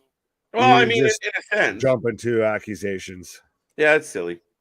I mean, did he have a big hand in, again, we talk about apparently his role in the creative side of the bloodline. Yeah, if he said let him go, let him go. Fuck it. Right, but even then, still, like Louis says, that's how you tease the cash in.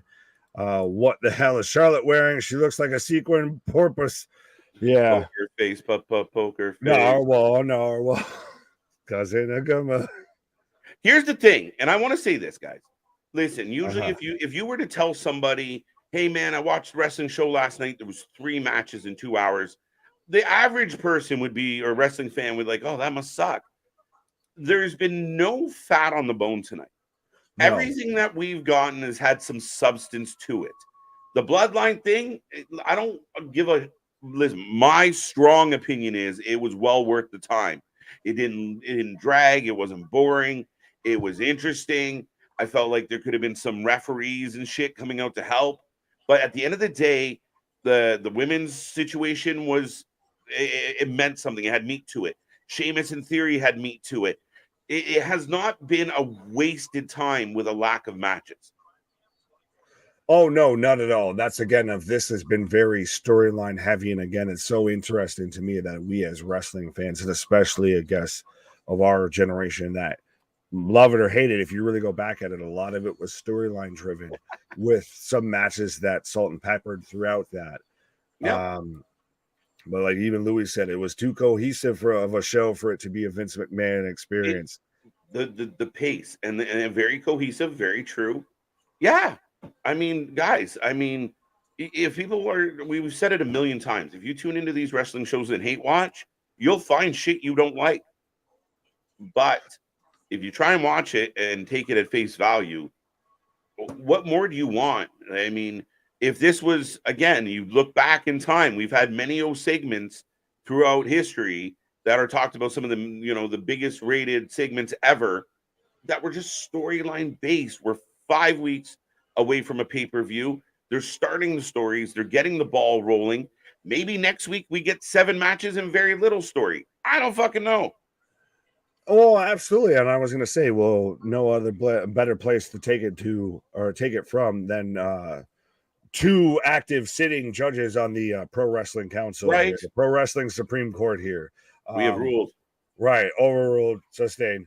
But it's so funny to me when you talked about like gristle and like fat on the bone and everything like that. And that's so weird. But I went to, like we were talking about with the Young Bucks and the Dark Order, that's a storyline that is technically 4 years in the making, etc. That's been there since the foundation of AEW. Yeah. But has aged like soil milk because they just only want to take it out of the fucking fridge when they decide they want to use it. Right. They've never put any sort of emphasis on it.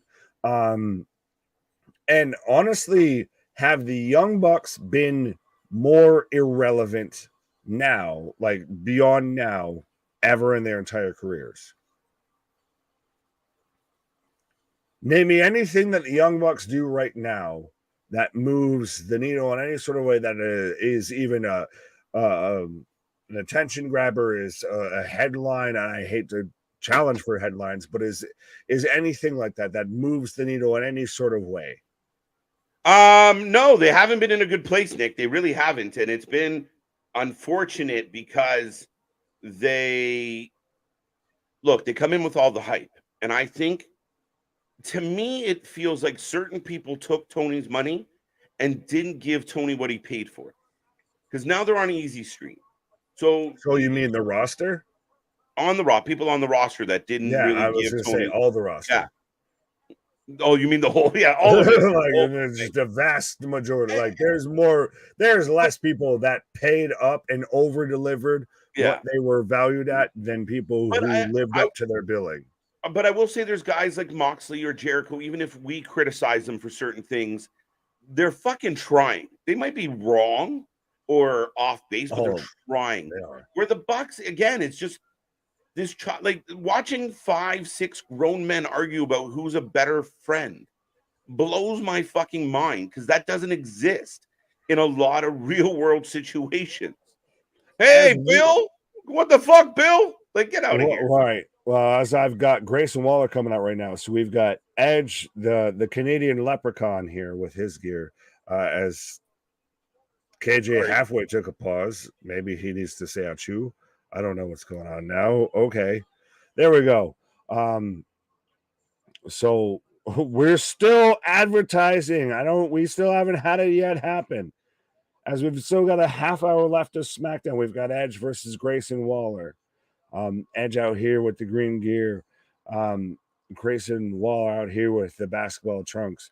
But what I was going to say is that the Young Bucks, to me, there's Moxley, Jericho, even however much you can take out of, or however you feel with how we criticize them, rate them, what have you, critique them, etc. They still always actually try and adjust and move accordingly, what have you, if they're still trying to advance. I think the Young Bucks they reached where they feel they're at and what has gotten them to where they're at, and that's where they want to stay.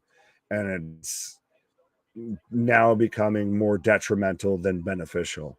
As Gutbuster from Edge onto Grayson Waller here.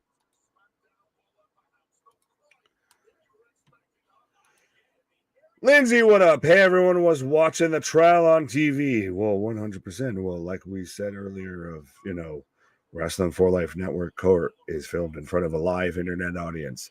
These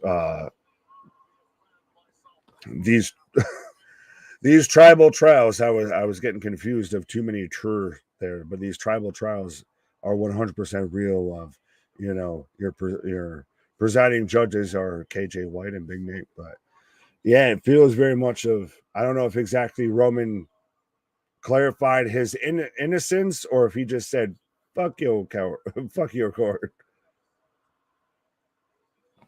But let me know who you're taking, folks, right now, whether you're taking Grayson Waller in his, I believe, debut SmackDown match versus Edge, which is still a statement. Love or hate Grayson Waller, they very much give him every opportunity to succeed. I hate his fucking finisher, but they are putting the fucking jet back to him. It's not like fall away slam from Edge. It's not like guys like Odyssey Jones or Apollo Crews who have been drafted to Raw, which you'd be hard pressed to remember that they were drafted to Raw.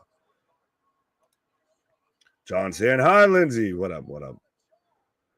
Oh, Edge goes for the spear and catches an elbow from Waller, dumps him on the outside. I'm looking forward to seeing Punk versus Samoa Joe tomorrow night and Ricky Starks versus Powerhouse Hobbs. Fair enough. And I will say this,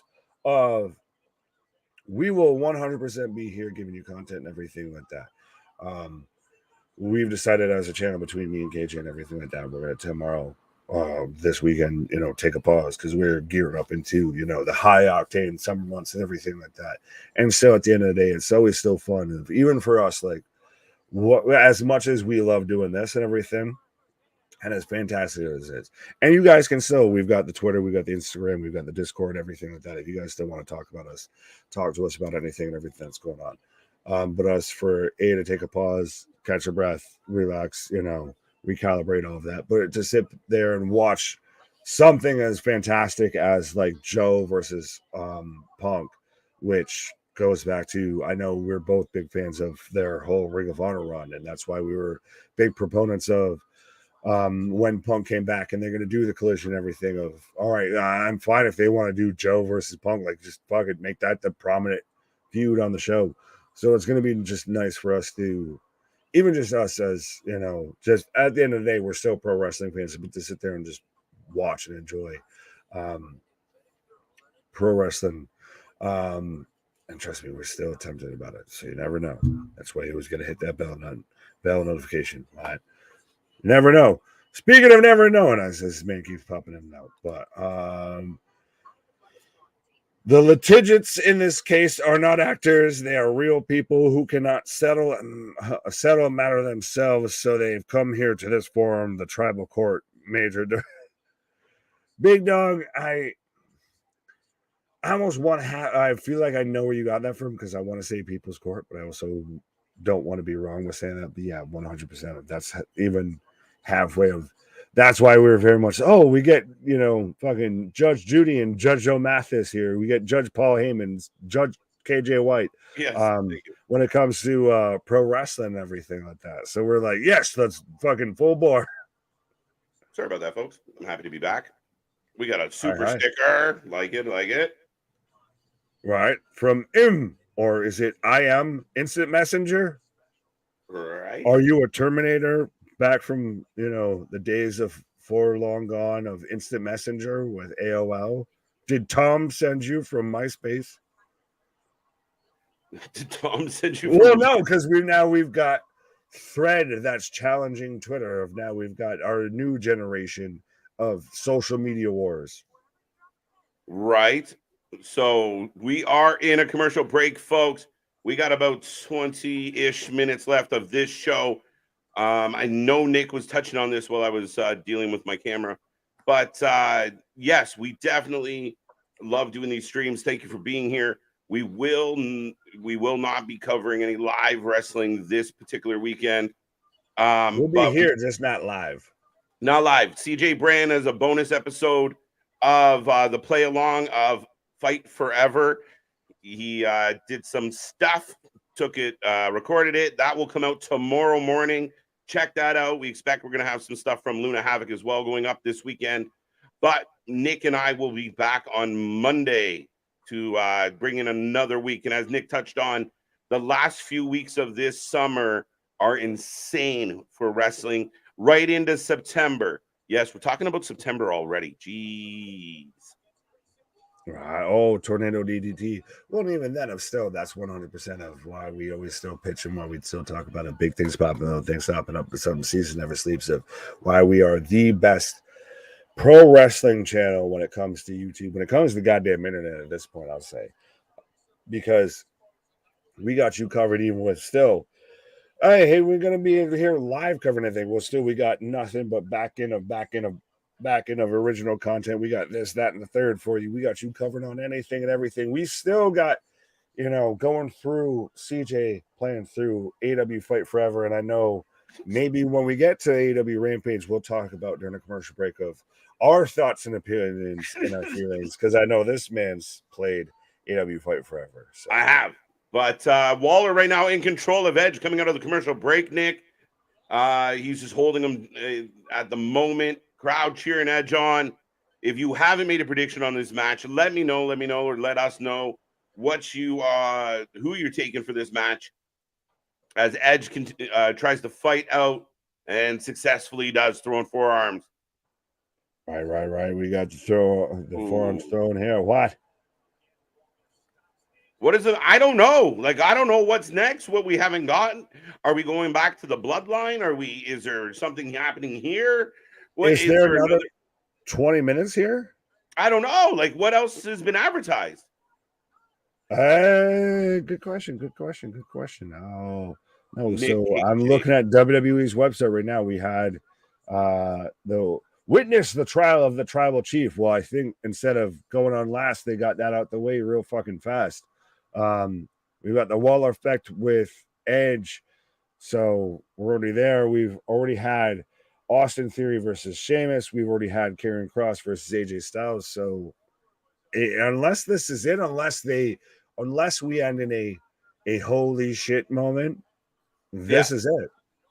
Yeah, I mean, we'll see, because that feels like a lot of time. So it feels like there's something left to be done or said post this match or within this match. Right. Speaking of post this match, I want to see more Judgment Day storyline. Yeah, I wonder. yeah, you can watch that on Monday Night Raw. Yeah, we'll find out. I have a question for you. Dolph Ziggler is still a free agent. Yes, Probably. him as well as Omos. And I feel like, where in the world is Shanky? Shanky's done, man. Shanky will be on the so long thanks for coming list at some point. Well, remember, it was around this time to where we had it rumored that we were going to be getting all of these future endeavors. Well, I found it funny because I felt like it was predicted like by July 1st we were going to see heads roll, and we haven't seen any. It's amazing how the dirt sheets can be wrong. All right, nobody's saying anything about that, but very interesting. I think CJ's the bailiff for us. Yeah, 100%. Well, no. Is it CJ or is it Luna? Could be Luna. I'd Luna is the bailiff. Right. So then what's CJ? I don't know. I wasn't going that Well, far. we need a prosecuting attorney and a defense attorney. I have no idea. I've started my own. Well, again, you wouldn't know. We're talking American judicial system. What's the Canadian judicial system like? Is it just, if you can cross this beaver dam, you're innocent? Our legal system's very interesting. It's very nice. And I don't know how many sorries can you say in a courtroom? Yeah, we're very lenient at times, too lenient on certain crimes. We're getting way down the edge, just kicking the shit out of Waller. But I don't know if other countries do this, but we do maximums. We tell people what you can maximum, like what you can get a maximum of 5 years or a maximum 50,000. Like, it seems weird, not minimum. We tell you the maximum you can get. Yeah, we just normally convict them to that. Yeah. Speaking of which, I've been convicted to the maximum of a pause for the cause. There you go. Nick is going to accept his punishment. Want to try AEW Rampage tonight? A scene we will be here live for AEW Rampage, the 100th edition of AEW Rampage tonight. It will be interesting. We'll see what happens. Again, Nick and I are going into a blind, so if there's any spoilers out there, keep them to yourself. That would be a commanding presence, wouldn't it, Larry? Yeah, almost, I'd say. Waller looks like he's out here in his boxers. What in the blue hell is wrong with this dude? He's a modern wrestler. He's wearing, he bought a pair of Hugh Hefner shorts. Can't be the last match. Too much time left. Yeah, so it makes me feel like a night that's been story heavy is going to end with story. Still about 15 minutes left on the clock. Huge blockbuster. 2 count on Edge. Good match. Listen, I know people are going to just instantly foo-foo the fact that we got 40 minutes of Bloodline to start this show. But everything else we've gotten has been good. It's been quick. It's been to the point. And it's been all right. Austin Theory and Sheamus was a good match, whether you love or hate the ending. I'm okay with the ending because you're building something. AJ Styles and Karrion Kross might have been a low point for me of tonight. That was the one thing that didn't really deliver. I didn't love it. But this match has been solid as well. So what they're doing, and again, at least the AJ Styles match didn't go forever. They, mercifully got that done quick. But right now, Waller continues to beat down Edge. Jey Uso in the main event, very possible. Dale, the Trader Jay. I don't know about that, but we'll see. We'll see. I hear a voice, and then Grayson. Oh, interesting. Interesting, Larry. We all kind of hoping for something.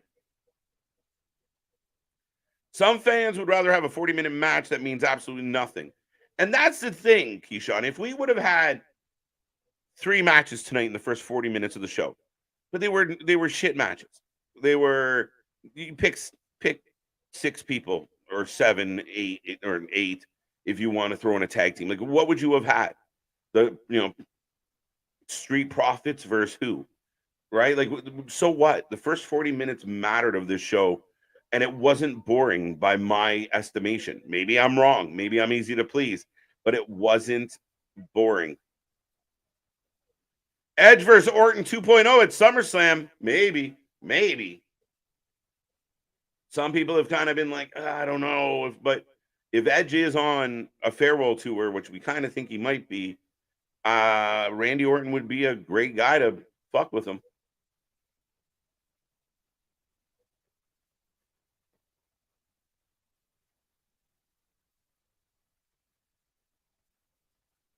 Stenographer. No LA Knight. Nothing. No LA Knight. Waller going for his stupid finisher and eats a spear because he's dumb. I fucking hate the finisher. Excuse my language. We've been better on that front. Edge with the win, as he should. So, with about 14 minutes left on my clock, this match comes to an end. Grayson Waller's finisher is stupid, and I love that Edge made him pay for it. That's what should happen every single time Waller leaves the ring to do his finisher. The guy in the ring should mash him up for it. 100%. Yeah, I don't. Maybe we're at the hospital. Maybe a fight breaks out in the hospital. Let's go. Then we're really going attitude. Edge got a mic and he's rolling in the ring. So wait a minute.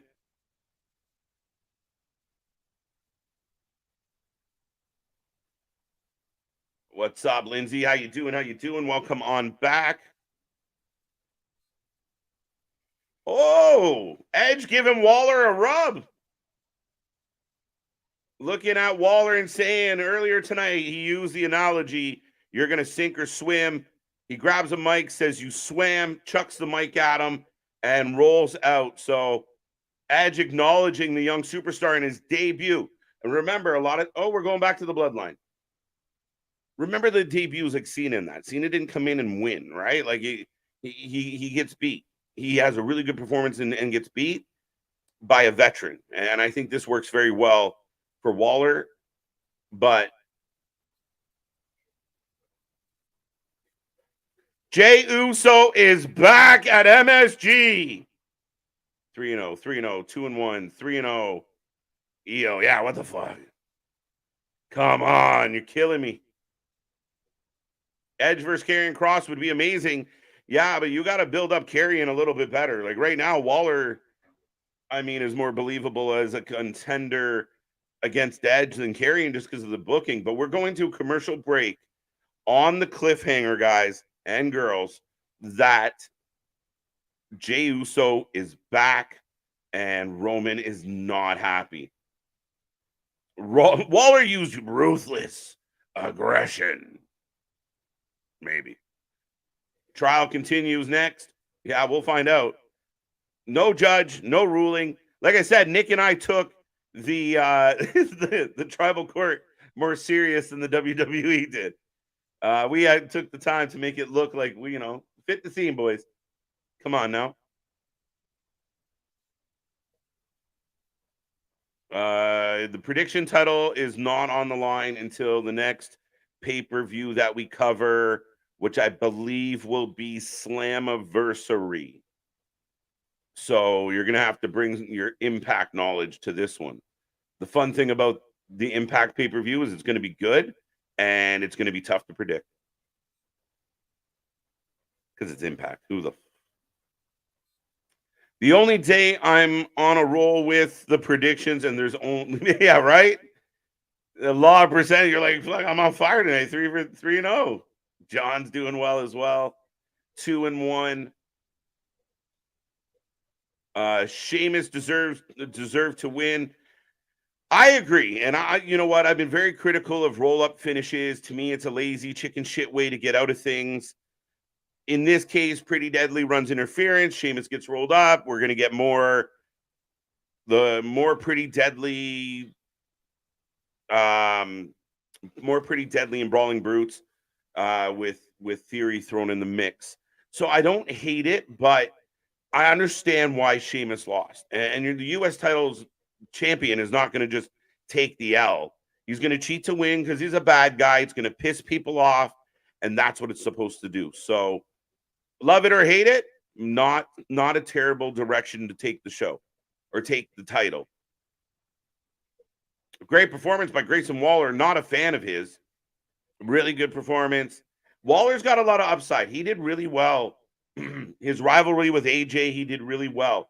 He's got a gift for gab. He's got that natural charisma.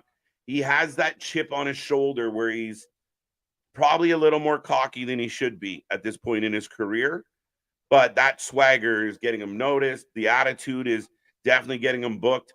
I understand that he was hurt and they kind of, gave us a lot of Waller effect to kill some time.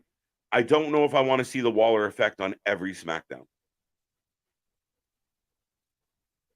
I got zero impact intellect. Well, sometimes you ever go to a poker game and someone's like, I don't know how to play this. Yeah, okay. We'll find out. Yeah, that's one of the tricky things. But I'm telling you right now, less than $1 a month, you can become an Impact member on YouTube and watch it with Luna and I, where we watch it a half an hour later than Access, but we don't have to sit through commercials. Do we get the Samoans next? If so, what members of the Samoan dynasty do we see?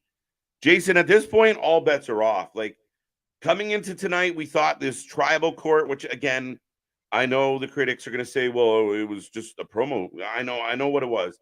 But, yeah, I mean, there's still unanswered questions. We talked about Rikishi. We talked about Offensika. We've talked about some of the peripheral free agents or potential free agents in the Samoan dynasty that are out in the wrestling world. It remains to be seen. I did not expect earlier tonight to go the way it did. But next week, we are going to get Asuka versus Bianca Belair with the women's WWE title on the line. All right, just announced. At the end of the day, I feel like we need to give our ruling on on your wrestling opinions. There we go. That's what we do.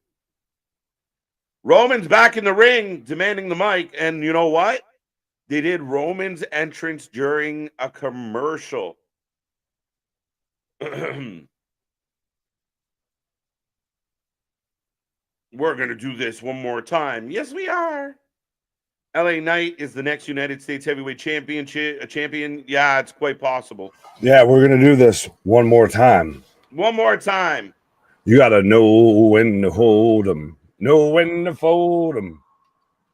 Where's Doug Lewin to interview Roman and Jay? Ooh, so. And this is still what makes Roman so great. He's literally, the second he hears the music, he's just like, just you motherfuckers. Like, Sheamus losing can only be tolerated if Knight beats Theory. Well, right now they're building up the Theory Sheamus angle rivalry. So LA, I don't know where he fits in. We did not get any LA. Oh, they're gonna get a drop on him. He's coming from the crowd. Maybe he's got to be. Yeah, he is. There he is. Yeah. Oh, he's doing the Shield entrance. He's walking down the concession stands there. Walking down the aisleway. General admission aisleway. There we go. I got there. More pretty crappy. My jury's out on them. I don't know if they're a good heel team or they suck. I haven't decided yet. Well, I thought we were going to have this time here to where we would have had this intermission between, SmackDown and Rampage. I almost called it a collision. to where we would have sat there, and of course we're sitting here, and sorry, the high Nick. exalted seat as Jay instantly splashes over the barricade and is going after Solo. Jay taking out Solo. Sick of his But shit. I still Solo think maybe X we'll do Factor that and as a everything. Bruce Lee bonus if we've got some runoff time, if we're still feeling advantageous on the back end. If we'll play judge, jury, and executioner on your wrestling opinions here. There you go. There you go. I like it. You have to make that a weekly thing. Bro, I literally, as soon shit. as I thought that earlier, I was like, that's a thing. What It's is like, Roman pointing at? Jay's Jacob. got a chair. Roman's got a belt. Jay's got him. Chair versus title, and Chair wins out. Oh, come on. Solo's back. Obi-Wan Canuso just now super kicking Solo as Roman just dips out. This is how we're setting up to this match at SummerSlam. There's still 5 minutes on the clock, man. Well, I don't know. I feel like at this point, Jay could sit there and just beat the fucking tar and feather out of fucking Solo here. Anybody out there that has a kid brother completely relates to what's happening with Jay and Solo right now. You son of a bitch. This is 13 years of aggression coming out right now. Little shit. I wanted to be player number one, and you always wanted to bitch and moan to dad, so you had to be player number one. And here we go. The crowd he's sitting there, he's holding up the undisputed title. Like I said, this is doing nothing but just nice little cherry on the top, setting up this story for SummerSlam. As Roman's at the entranceway, just staring him down. If you have a crowd in MSG on a night like tonight who are standing on their fucking feet, put it down. At the end of the night, you did well. Congratulations. Oh, absolutely. As Roman's out there, put that title down. Yeah, do it. Listen to me. I'm taking it from you. Who's gonna take it from me? Paul's like, I got 2 more. 1 little, 2 little, 3 little small, and 4 little 5. There you go. Oh, I like that. You look at the judge, the jury, and the executioner. Dude, this is now I gotta awesome. get you. He's beating the trial by combat. Trial by combat. Jay, we know how that turned out the last time, though.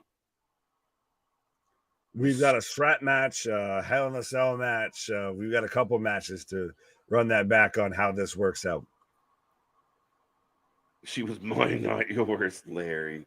Still, the fucking crowd loses their mind. So we end Friday Night SmackDown in MSG with Jey Uso throwing down the undisputed Universal World title, eyeing down Roman from the entranceway, and Roman's still just twitching the whole time. I'm just like, you ungrateful, disloyal, bitch-made motherfucker.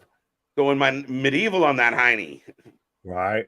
Been spending most of my life living in paradise. Phenomenal promo by Jay. Yeah, like I said, folks, and I'm going to give this one a really good rating tonight. You can get your ratings out of 10 in the chat. We are going to switch over to Rampage and keep the show rolling on a Feel Good Friday. Big Nick and I want to know, how did you feel about tonight's show? Right. Listen, the fans were on their feet, and that's what you need. At the end of the night, the fans were on their feet, loving what they were watching. And I feel the same at home. Tonight went fast. Not a whole lot of in-ring shit. Fine. Kerry and AJ wasn't great. Fine. Everything with the bloodline worked for me. Everything made sense. Tell me you're not amped to watch Roman fight Jay at SummerSlam. Tonight was an hour of the bloodline storyline with some peripheral wrestling matches. Yeah, nothing. They're just like, fuck it. It doesn't matter. Well, and even then, everything moved at a good clip of that was 2 hours that felt like an hour of. There was hard to complain about that outside of it didn't go the way I want it to, which again, that's not a complaint. That's sorry about your damn luck, but it was still fucking good. Yeah, tough titty, said the kitty. Right. Hello, kitty. At the end of the day, Nick, and that's I think what's to me a quite remarkable thing with this is we come in here with all these theories. This is Right. going to happen. That's going to happen. What about this? And they just give you no bullshit, no frills down the middle. Here's what's going to happen. Roman's going to act like he's sorry. He's going to be the asshole that we think he is. Jimmy's going to end up in the hospital. Jay's going to come back for revenge. Beautiful, simple, clean, entertaining, emotional, authentic points all across the board. Well, just even literally, we saw people even saying in the chat of that whole opening segment could have lasted the whole show. Of the second Roman Reigns is down there, not only he's exaggerating and selling and to bend the knee, he then bows both knees and he's there begging and pleading and he's crying and he's got the tear, the solemn tear, like the Native American watching fucking trash and pollution pile up, dripping from his fucking eye and everything, and then turns around and just low blows the bejesus out of Jey Uso. Every moment of this from start to finish has been captivating, compelling, and interesting. Now, Nick, I will say this just on a quick side note to everybody who's watching right now. I got the ding, ding, ding on Rampage, and we're opening the show with the trios match. We got the Hung Bucks. We got the Dark Order already in the ring, and they're hooking up. I'm glad I'm missing this because right now I just got ding, ding. Just got ding, ding. No, yeah, ding, ding. Don't worry. Don't try and you won't try and catch up with me. I won't try and catch up with you. I gave it a bit of a delay, so fair enough. Come together. 8 out of 10, really fun one. Absolutely. It should be a steel cage match to keep Solo out. It could be something. Not a bad bet. I mean, plus, again, I think what the WWE has done with this storyline, Nick, is your big payoffs are at the pay-per-views. The Sammy turn was at a pay-per-view. The Jimmy turn was at a pay-per-view. The big moments have all led to pay-per-views. Last pay-per-view, the big moment was Roman got pinned. They're making you tune in to the big shows to get the big moments. Oh, absolutely. Well, that's what they should be doing. As I've got right now, Hangman and Johnny Hungy. Well, no, it's Alex Reynolds getting in the ring right now. I thought it was Johnny Hungy. But yeah, but that's even still with even this whole moment tonight of how much of that was Solo of is he going to pick up the tribal lay? Is he going to put it on? Of that was still such a whole moment. That's still there's as much as we joke, and I guess your obligatory Shrek reference for the night of there's so many layers to this and so many different ways and angles that you could go with this that it makes it so great because literally the second you think you've got it figured out, they go an entirely different way and it's still fantastic. Yeah. Paige hit a big moonsault. Now we're back in the ring. So we're off to a phonetic start here. Absolutely. But by the way, give us your ratings for Friday Night SmackDown. Yeah. But I still also saw that thrown out of when are the Young Bucks going to stop calling themselves the Young Bucks and just admit they're just the Bucks at this point? When does the Young fall off the name? Right. The Backstreet Boys are still the Backstreet Boys. What can I tell you? And very fitting. Like the boy band. I want it that right. way. They're like the boy band of wrestling. Who would be your current champion? Just so there's some solution. Welcome to the stream. If you were booking WWE, who would the current champion? Based on current standing, it would be who has it. Like I wouldn't have to change anything. Oh, fair enough. I missed that, but 7's still good. Yes. You're like Homer Simpson with the fucking pig floating across the fucking dam and everything. It's a little wet, still good. It's a little dirty, still good, still good. Right. It's a little still good. 2 count. I like Louis coming here. Did you say executioner? I heard extra cushion in the air, so I'm going to do that. Well, use vitamins responsibly. It was probably the second. It was probably the latter for sure. True say. Curtis says 8 out of 10. Larry's got a 7.5 out of 10. 7 out of 10. Damien coming in at a 8 out of 10. Bobby 8 out of 10. Aaron 8 out of 10. 8.5. All right, so a lot of people pretty content. 7.5, 8.8, 9 out of 10 for the trial. Okay, just the trial, just the trial. Right. So did you find Roman Reigns innocent or guilty? Which, by the way, though, I like it. don't know if you have the constituents to make this happen, but What I were feel the like a lot of charges? people are They never really hearsay. Right? I feel like this is a fucking U.S. indictment. Like, what are the charges? Are you just what are the actual charges? Bro. Does anybody know what the charges are? Too much? Too much. I can make those jokes. I'm Canadian. Yeah, fair enough. Fair enough. You can have that. I don't have a side. You can't be mad I was at out here just saying, if I feel like a lot of people after this are just wanting to smoke on, that Wrestling for Life pack and everything. If that might be a thing that needs to happen. We might start needing to invest in our own strain and all of that. I don't listen. It can be done. It can and it will be done. That would be, yeah. Let's do that. That sounds pretty fucking remarkable. 8 out of 10. You're fucking shitting me. It does. That's going on the dream board, Nick. On the manifestation board, 100%. Right. Next with I want to be Johnny Hungy because I'll get paid to do fuck and all. Right. I love this by Rocco. Best Rampage ever. Young Bucks got the jobber.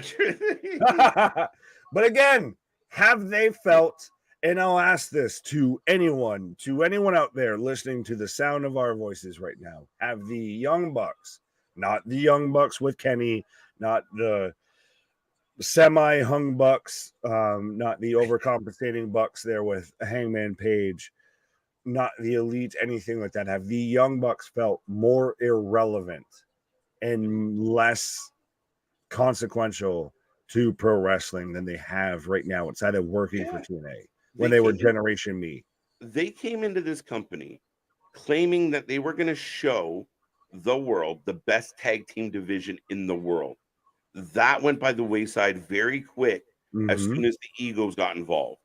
Listen, if FTR got themselves over and the crowd was losing it for FTR, the Bucks should have rode that donkey all the way into the fucking swamp and just had it, made it good for business.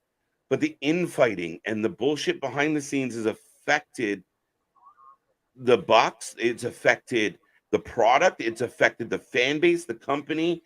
And yeah, we're watching what we saw 4 years ago, the Dark Order versus the Hung Bucks. Like, we've been down this road. Page has been down this road. Adam Page should be so far ahead of hanging out with the Dark Order. What the fuck? If you literally swap this, if you color swap this, anything like that, for a Monday Night Raw, a Friday Night SmackDown, even a Tuesday Night NXT, and said, here's the same storyline that's been going on, and we're just going to revisit it from 4 years ago, just because you don't think you'd have the same fans up in arms, but because it's got All Friends Wrestling in front of it. Is there a chance we see Rikishi at something? Listen, Damien, welcome to the chat. Welcome to the family. You don't get it, man. I've been begging for this. I've been begging for Rikishi to show up. I want more. I want it to get in depth. And I really do think, you put his brother in the hospital. Let's put his dad in the hospital. Well, that's why I was hoping we're going to get to this twisted Roman Reigns that just, I will just take out anybody. Yeah, really dive into. You thought I was a bad guy before. Now I'm desperate. I'm going to go to the depth of my evil, the depth of my dark side. Weird spot. He almost slipped. He's telling the fan I almost slipped. Oh, wait, what? The fucking hop over into the tag? Yeah. There goes Alex Reynolds, if anyone cares. Oh. Don't worry. No one does. But Damien, what up? Kayla calling rolling papers. Yeah, you need that to smoke that, vitamin pack. Right. Nick, what up? Bucks and Jericho acting like brats. Well, do you have to act not like a brat to then act like a brat, or are they just that's how they are? I mean, it's kind of their shtick. I mean, it's almost it's funny because you can compare it to like the old school Click vibe of like really tight with management, but really asshole-ish and really fucking with a lot of people. If you're in that inner circle. It's so funny that you mentioned that because I've literally gone back and started listening to like the Titan Sinking, the Titan Shattered, and like that whole series and everything. So I literally just finished up the whole chapter on the Click and everything. And yeah, I was like, oh, it's just par for the course of what comes around is all around, Ricky. Yeah. But Evil Uno with a kick. Dark Order catching what is happening here? Put him back up. Okay. I've got Reynolds just throwing bows. Why are the Bucks on the out? That was the dumbest shit. I'll come back to it. Big super kicks. The Bucks are on the outside of the ring. He's about to get kicked in the head, and they're banging on the apron like, dude, watch out! Oh, I just got him taking a big boot from Uno. Oh, yeah. It progresses. Yeah, catches the other boot. Now we get a super kick from the Bucks. There you go. So you're getting closer. And I got Hangman going to the top. Uno had to climb over there like a fucking salmon trying to cross. And he didn't. He looked like a full. Fall. He collapsed. He was incapacitated. Like that man had no trust in that trust fall there. None. He looked like a fully fed raccoon trying to get back out of the dumpster. And a shooting star press. Oh. I just got a moonsault. The less early balding Jackson is now in control. Oh, Canadian Destroyer.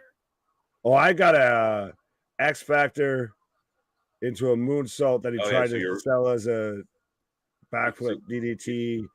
You're about to get Canadian Destroyer. There you go. Well, since you're Canadian, is it just called a Destroyer? Yes. Okay. It's the OG, not the Panama Sunrise. Yeah. Not a buckshot lariat. Shout out to Petey. 2 count. He didn't even have a head. Charges for Roman leaving the TP under the roll, not over. It's not where I thought. Plus he got banned from TikTok. Yeah, he got kicked off TikTok. Yeah, I'm amazed that was a fucking story. Like, do we have nothing else to talk about as a society? Are you not entertained? Right, that Roman Reigns getting banned and then welcome back to TikTok is a groundbreaking story. Seriously. Nice little sequence here from the Dark Order. Discus elbow, step up enziguri. The Uncle Dave driver. Creepy Uncle Dave driver at this point. I'm down with it. Yeah. Remember, folks, boycott the Observer. He's hurting your favorite show. Wrestling Observer Network, your newest, latest, and greatest toilet paper that you need. It is the softest, most absorbent, most markiest toilet paper out there because it's nothing fucking equivalent beyond that. Uno and Paige beating each other up. The crowd not really reacting from what you know who would have reacted to this? An AEW crowd fucking 3 to 4 years ago. Big clothesline, but Johnny Hungry comes in with a big kick and a suplex. All right, the pace picked up. But he's not an illegal man. There's no tag. There is no tags. We're good. Yeah, welcome to AEW where the 4 super kicks. Matches are made up and the results don't matter. Big kicks. Okay, Scooby Snacks. Okay, a little bit of a cheer from the crowd. They're egging them on a little. Yeah. It has established that many of us do indeed enjoy Scooby. It is very communal. Mm-hmm. Oh, all right. Topes. What comes around? Buckshot. Evil Uno grabs the ref. And who the fuck? Oh, wait. Takashi's here. Claudio's here. Wait, are they going to lose to the Dark Order? Robo after Takeshi causes the distraction and the Swiss European uppercut. 2, 3, and Evil Uno pins your former world champion, Hangman Adam Page. Even their shot. Who gives a Rudy Blue Hell match? Well, I mean, they build the story here of Takeshita and Claudio coming out. I I'm surprised. It's amazing if surprised. you reheat a fucking 4-year-old steak, and it might not at least not taste completely terrible. It just might taste awful. Yes, he is. They are from Rancho Cucamonga. And I they should thought stay being there. all brats was their thing. It very much is. And the Dark Order just gets the fuck out of the way. Like, okay, as Kenny comes out with a chair, Claudio and Takeshko says, all right. I'm glad to see everyone is just working out backstage here, but it's still interesting. So, do you believe or buy into any of this hype? Because I know you were here for Dynamite of Don Callis just starting this new Family of what if it's Jericho, Takeshita, Claudio of like Claudio breaks free from all this stuff. Speaking of things that people need to break free from, Hobbs need to break the fuck free from this fucking QTV. Literally, this is sub porn level acting. Like this is. I've seen better fucking acting on fucking Pornhub than fucking QT Marshall here. He has just the most punchable face ever. If there is a human being that you could ever think that would embody a rock'em sock'em robot that you just want to fucking wail into, it is QT Marshall. And who is this? I still don't know who generic white girl is. Yeah, she apparently can rap. She can sing. She is a big fan of gay men. It's a whole big thing going on. I can do a lot of shit. Doesn't mean I'm fucking good at it. Roll the footage. No, don't roll the footage. This is a fucking assault on people's eyeballs right now. Okay, and to commercial we go. What in the name of Dude Perfect is Johnny Morrison trying to do right now? Man, it's funny because there's people that are going to complain about 40 minutes of the Bloodline and enjoy that segment. Yeah, you want to know why? Because they're fucking delusional. Because I saw that fucking 5 years ago on a fucking TikTok where you could kick the fucking top of a bottle off, or when you had the bottle flip challenge was still a fucking thing and everything. Man. This is just I don't a day late and $1 short and some stale marketing powder short. I don't get the QTV side of this, Nick. I don't get where we're going with it. I don't know. I don't much care for it. I really don't. I want to, but I just have no interest in QTV or QT Marshall. Johnny Morrison being on this isn't helping. But see, what's so interesting to me is we're now 3 years into this. And it's never worked. Not a once, not a no way, not a no how. Damn. People don't last in personal relationships long enough. People don't stay at jobs long enough. Then this shit has gone on and been a fucking failure. That's the thing. It's not like it's been this long-standing story that we can't wait to know what's the next thing, right? Like, we're over it. And I think I disconnect because I've never been in the backyard or hanging out with a bunch of my buddies somewhere and we're fighting over who gets more attention with the other friend than to me it's childish. It's high school.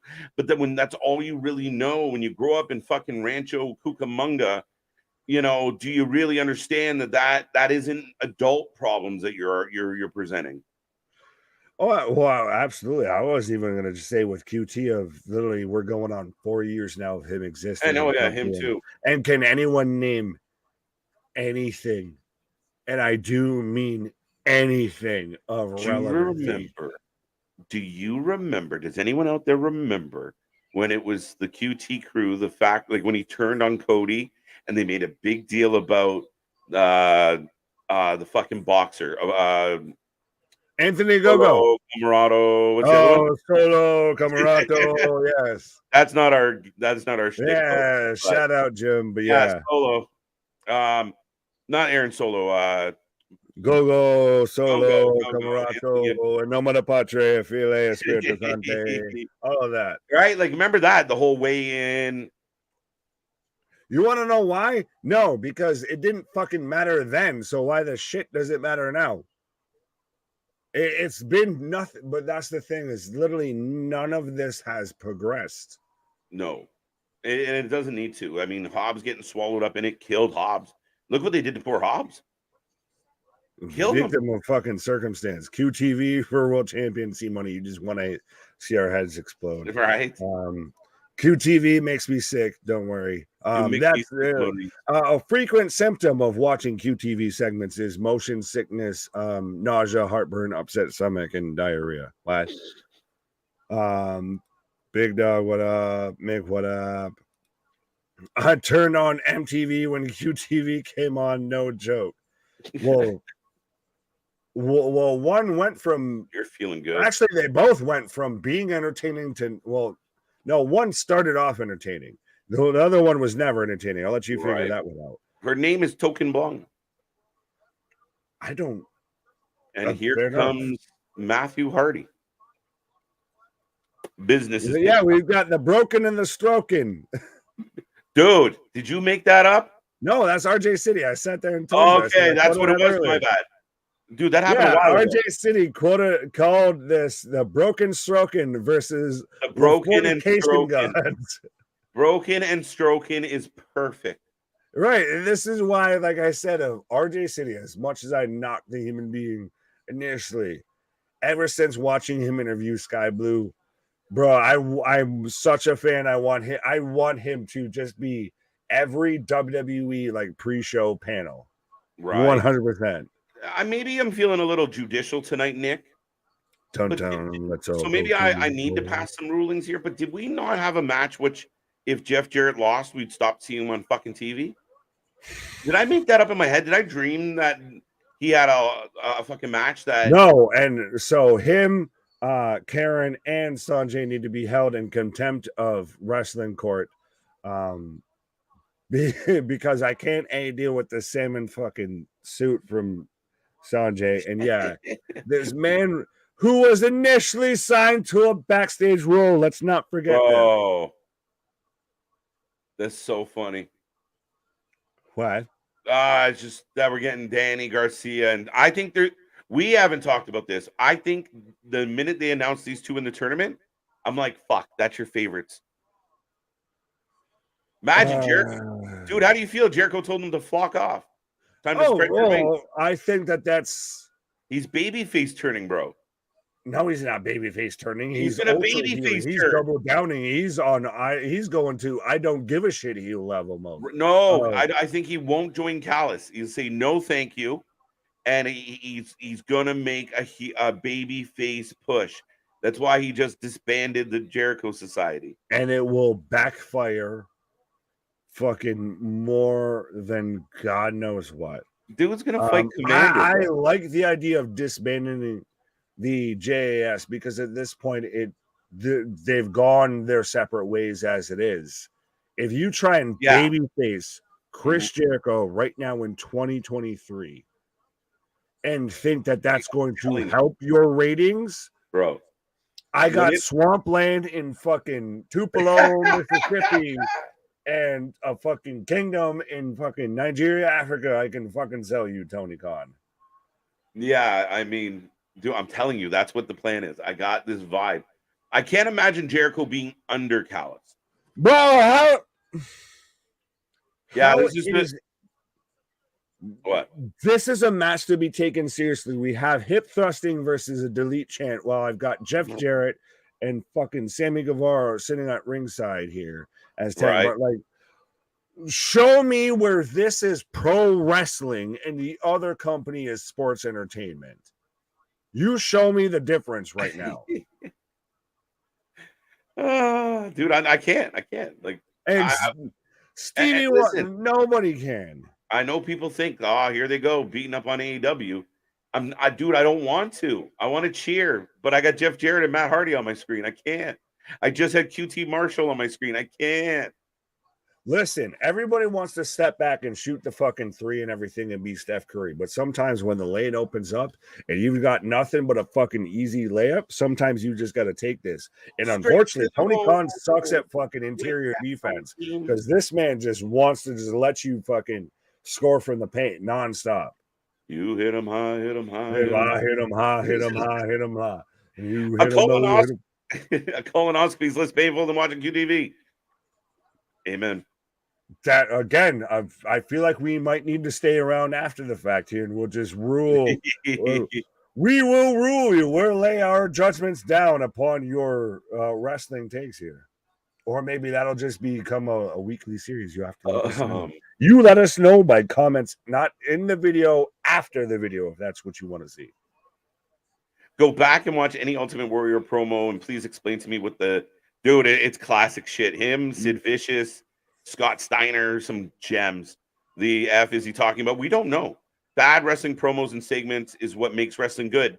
Yay! Thought it was going to be like a fuck you kind of comment. I appreciate this. A lot of that shit didn't make sense. And then you look back on it and you're like, as a kid, I didn't know what the fuck he was talking about with spaceships in the sky and that. I just knew this giant jacked up dude was going to come out and beat the shit out of somebody. Yes, it made it great watching it as a kid when, assume the controls. Okay. Yeah. Turn that plane into a nose. The plane. Oh, fuck. Okay. And soon you will be the best thing ever is watching Christian literally do word for word the fucking promo and everything. But I don't think it necessarily makes it good. I think it's just what we're used to. Yeah, I mean, no, but it does make it good because even if you go back, no, because what we're used to does not make it the shit good. No, but I think what it was. I think for me, it's when you had those promos and you had those segments where a Mean Gene is just letting a guy cut a promo as he holds the mic. It was the passion. It was nonsensical, but you were like, "Fuck yeah, let's go!" Oh, Gogan, like you were just there for it. But that comes down to more the talent, the performers, the way the shit is. If you want to really break it down, of like we've been there, of Eddie Kingston, MJF, Roman Reigns are the only three right now. I could say that you 100% believe every bit of their character. Well, maybe CM Punk now just because he came back, but yeah, maybe there's a short list as to someone you believe every aspect of their character of that is them, versus at that point in time you believed they were the character of you. Right. Believed anytime the Macho Man talked, talked like this and everything, you can dig it. Right? Like Undertaker pretended to be dead for 30 years. I mean, it's a different thing. So, but regardless, I do like go now. My planet needs me. My birthday is coming. Wish me a happy birthday. I'll tell you what, Mick. When you get your cake, look at your candles. Think of the people here at this chat and wish for happy birthday wishes. And you might just get them. Fair enough. You want to know how you get happy birthday wishes? You don't demand them. Acknowledge me. Acknowledge me. Listen, you Roman McThompson Reigns. Got that one. Money promise, no QTV for any belt. Yeah, no. Don't you do it. Don't you do it, Tony. If you do it, you're gonna lose everybody. That's your jump the shark moment. Is the second QT Marshall holds a title, and I do mean a title. Yeah, I mean, dude, it's funny because C Money decides to double down. I want them to be belt collectors. You just don't like us, I guess. Then C Money is you just have issues. Matt eats the pin. Did that happen? Did we miss it? I don't know. I was talking. I wasn't looking. I don't think so. Well, we've got some solution out here. There's the Indigo wrestler, Kevin Owens. What? No, he's the Canadian wrestler. He's the one that looks like the doppelganger beside me. There's the loudmouth wrestler, Miz. No, he's the Johnny Cage of pro wrestling.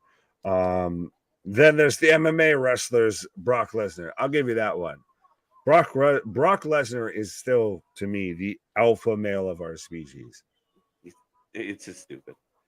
And you're telling me if there is another human being right now that you would send out to challenge Brock Lesnar, I'd like to hear it. No, not at all. Especially like this man walking around the planet like 300 pounds, just a fucking monster. And like we always joke, right? He's up here in Saskatchewan, fucking tracking down elk with his bare hands and Well, still the greatest story to me. It's from Heyman, so it's got to be it's got to be amplified a bit and everything. But to where the man had already wrecked his bike and everything, had his jaw wired shut. He's out there with a torn groin, and everything, and he's testing out for the Minnesota Vikings, and he's running, the combine drills and everything, and runs the 40 in an Olympic qualifying time. Like, not only just best in the NFL, not best at his position, but an Olympic qualifying time with a torn groin, looking the way Brock Lesnar does. That's a terrifying human being to know that they exist. Yeah, no, for sure. How many ring rats have you been with, Good Brothers? Are you asking us like Good Brothers, or are you like... Are you asking the Good Brothers, or are you asking us? Because I cannot speak for Luke Gallows or Carl Anderson. Well, if you're asking us, yeah, well, why? What the fuck? Sammy Guevara. That question. Sometimes I wonder why. Are you asking to be added to the list? Like, what the fuck? What's up, Tyrone? Welcome to the channel. Welcome to the show. We will remind all the 50 people hanging out here with us tonight. Make sure you click like, subscribe. Yes, we are watching Rampage 100. We're doing a little bit of post show on SmackDown. We're kind of just randomly answering everything that the chat's throwing at us. So, y'all, our chamber hours are open for wrestling discussion right now. Sanjay up on the apron. Jeff, they're sliding the guitar. By the way, in. do we want to discuss about this being Rampage 100, by the way, or... This is Rampage 100, and I was live for Rampage 1, and it was the best Rampage ever, and it's never been good since. Yeah, fair enough. As we get the spot of Jay Lethal gets dumped into Jeff Jarrett, as we get the blind tag on the Daniel Garcia from Sammy, as we get a go to slip 1, 2, 3. So I just got Matt Hardy taking the pin. I'm so curious because I hopped on a little bit later, so I don't think I was here for like Rampage 1. Yeah, on stream, but I'm just curious now at this point. It's just playing in my mind of like, how many have I been here for? I feel like a lot. It's been a lot. I mean, it's crazy to think. And so live Wednesday, Darby and OC will go up against Sammy and Garcia. Not bad. Not bad. OC and Darby could lose. I'm just glad Jeff Jarrett lost. At the end of the day. They're turning on Matt. Yo, are we gonna get a Matt, Jeff Jarrett, Jeff Hardy storyline? Like, hello, this is still fucking TNA 2009, guys. Who's this? Oh, one of the Hardy Party guys. Yeah. You remember when? Oh no, I don't. You remember when Karen Jarrett looked like an actual human being and not like a I'm gonna leave it at that. I hear she's a nice lady. I heard she smiles like a donut a lot. Oh, big choke slam from Satnam. So we got a married. I'm way tempted to turn that into something, and then you missed my comment too. Oh, okay. Well, no, you're like, I heard she's a nice lady. It's like, yeah, I heard she smiles like a donut a lot. Oh. I feel like oh, here comes Ethan. What the fuck? Can anyone legitimately, please, I'm begging you, please tell me sincerely, give us your longest explanation, everything, 100%. I will send you money if you can explain to me why you give a fuck about any of this. Explain how any of this is good right now. Anything that we're watching on our TV. It's just outside of the fact that it ends. Ethan Page clears house, and he's side by side with Matt Hardy, who we know they've had troubles between Matt Hardy and Ethan Page. So the saga continues. Do you know? Unless you watch like every episode of Rampage? No, fuck. Exactly. We're getting a commercial for Collision. Now, I will say they've upped their game for this one. As far as FTR is going up against Gin and Juice. And we're also getting Punk versus Samoa Joe tomorrow. But this is when, like I said, y'all may not like it, but we're taking a pause for the cause. If we will still 100% have nothing but wrestling content up there for you and everything. How like can that. you But, miss us if we don't go away? Exactly. Well, exactly. No one wants to be Dolph Ziggler out here and everything. Right. But even then, still at times, got to stretch them legs. Got to sit there and go back to watching the wrestling, and that's ultimately what got us here. So why not, take a pause and watch what we got us for? What? You giggled tonight. It threw me off. Go ahead. Oh, dude, folks, it's not a big deal. We're taking the weekend off. We'll be back on Monday. Love y'all. Fuck you.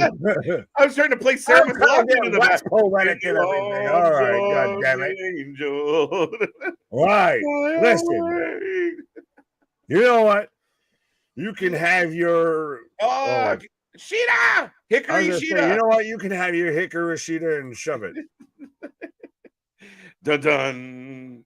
Let's all go to court. I miss Jack. I don't know who that is. Dead man tell no tales. Nick LOL. Codswallop says. All right. Nonsensical Codswallop. I'll take the last word. Is well, there's a good old wrestling friends doing a segment together. Jay Lethal, Double J go way back. Oh, yeah. I mean, yeah, there's no doubt they go way back. Literally, that whole segment is TNA 2009. Like, I just feel like AEW in this particular show could be using the time better. I don't want to see Jeff Jarrett in 2023. I want him to work the backstage role that he was hired for. I was under the impression if he lost to Mark Briscoe, he was going to take a break, take a pill, step back, but nope, apparently not. And it's just a lot of the same, right? Like, we had the trios match earlier. It was chaos. It's all over the place. I'm good with it. Good match, decent match. I didn't hate it. But then a couple matches later looks very similar. People everywhere, people running around. Then you get a mugging. Then you get the overbooking. I just think you could do something better with Rampage. And I've said for a long time, it should be Friday night Ring of Honor. 1 hour of Ring of Honor instead of Rampage with athletes that only compete on Ring of Honor, period. But right now, Shafir is in control of Sheeta. If you guys want to make a prediction, if you truly don't know, try not to spoil things for everybody. I saw Angle versus Lesnar at SummerSlam 2003. Their Mania match was better. Their Mania match was outstanding. It's one of my favorites.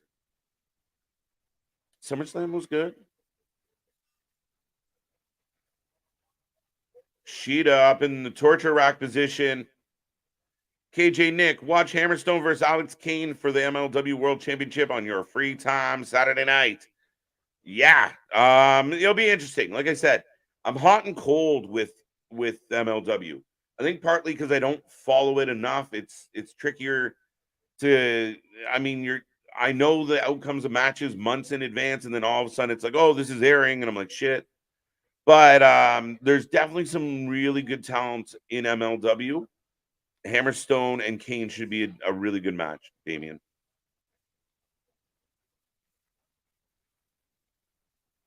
Crowd chant for Sheeta. I saw Angle versus Les, got that one. That was a botch drop. I missed it. Sheeta laying the forearms into Shafir. Wow. Miss Sheeta versus Miss Shafir. What is this? Okay. Shoulder wasn't all the way down. Who's this new ref? They hired this guy from the dub? This guy checking shoulders on a pin. Jeez. Sheeta for the win. Shafir out of the way. I think Shafir might win this. I think they're trying to put a shine on Shafir. It'll be interesting. First time here, Christopher. Welcome, welcome, welcome. I only watch because of Wyatt, and I'm losing patience with him not returning. Listen, wait, barely a kick out as Sheeta was decided to just sit on Shafir's face for the pin. I'm a huge Bray Wyatt mark. I spent a year going live on YouTube going, he's coming back. He's coming back. Sheeta gets the win. Sheeta got the win. Yeah, like Bray's going to be back. Bray's going to be back. Wait, you'll see. You'll see. Thought he was going to sign with AEW when his contract expired. And he had the opportunity to join AEW around October. Never happened. Then we finally got the White Rabbit stuff. Then he finally came back. I was marking out. And it just fizzled. But we thought maybe tonight, maybe tomorrow, I would expand your watching pleasures outside of Bray Wyatt. I got Chris Statlander on screen right now. The only person Nick's wishing happy birthday to, Mick, is me. I'm just kidding. It's hard to differentiate AEW when everyone is doing the same spots. It is something that it's got to be considered. It's hard to find an emotional crescendo to be kind of over dramatic about it, but it's kind of hard to find the peaks and valleys of what you're watching if it's all just smash mouth, right? If it's all just chaos, if it's all so heavily booked. Chris Statlander, the reigning TBS champion. Yes. Not sure. It looks like she dispelled Taya Valkyrie pretty easily. I don't know what they're going to do with her. We'll find out. What do you think about Survivor Series in Allstate Arena, Chicago, November 3rd? Nick and KJ. Honestly, Damien, I like it. I'm excited for it. Yes, I know what the fans are going to say about the geographical games that the companies seem to be playing.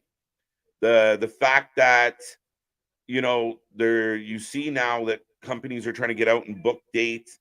You see WWE strategically dropping shows on big weekends for AEW just because. So I think that it's perfectly fine. It's a battle. I want the battle. The more that they're coinciding, the more they're bumping heads, the more that they're interacting as companies, the better the fans are, the better all of us are. Because whether you look at the ratings on WWE, and if you go online, there's a lot of hate for WWE. Same thing for AEW, but stay with me. You look at all those the hate that they get. So a bulk of that big rating every week is hate watching because people are dying for it to go right. Things like we're seeing now where they're really trying to make Monday more relevant. Friday's been outstanding. It really was. It was Nick and it was the channel's pick for the show of the first 6 months of 2023 for a good reason. And I think it's hard to argue with. But now you got guys that are only wrestling on Dynamite. They want to prove that Dynamite and their way of wrestling is the better way to do it. You got guys I left, you know what I mean when I say guys. But when you got athletes on that only want to be on Saturdays and they want to prove that Saturday's the show, it's good for us as fans because you're competing.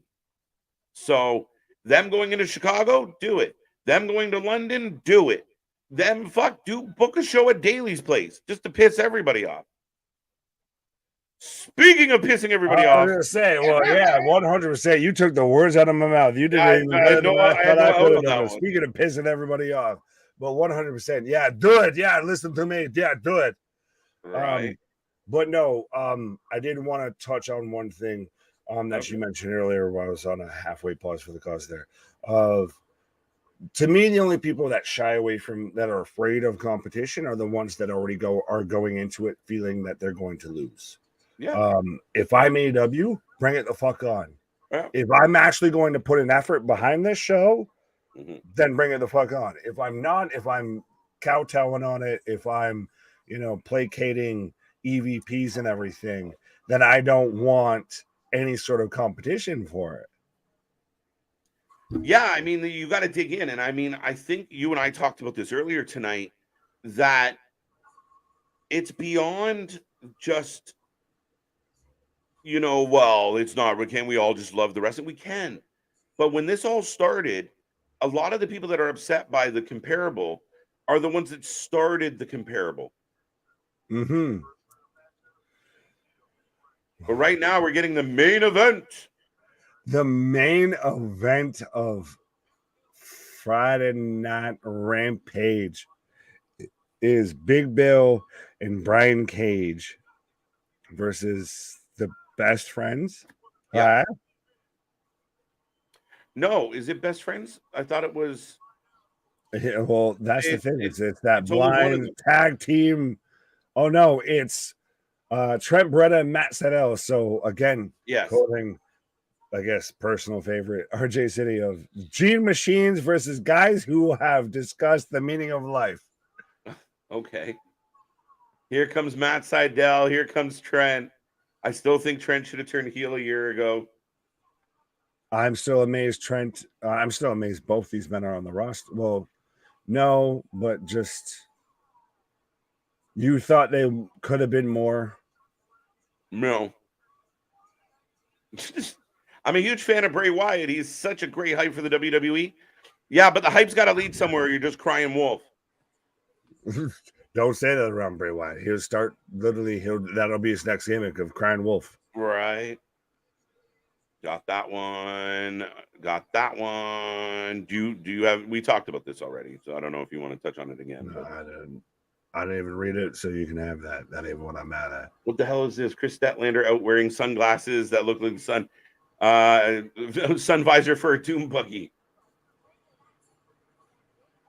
We're you missed it. She was wearing the big visor thing. Oh no, I'm just like we're down to nitpicking of like, yeah, she's not wearing Oakleys. That's some bitch. That fucking. I think it kind of felt like she was touching a little bit on her, her Area 51 Galaxy character. She's just sugar water out here to defend her championship. She ain't doing anything. Chris Stat is at her new logo. Slogan.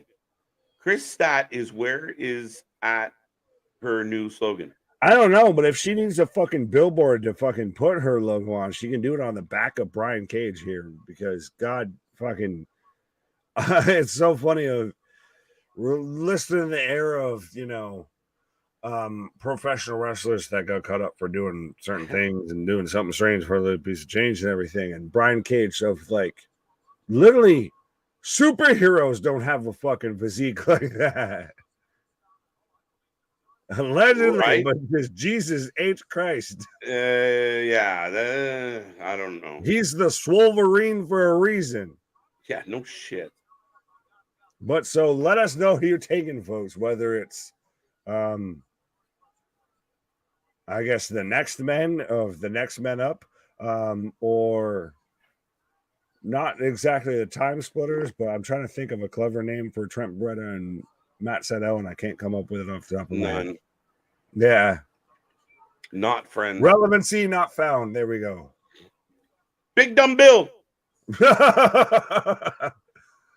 Ding, ding, ding. Yeah, I don't even know who the fuck wins this match.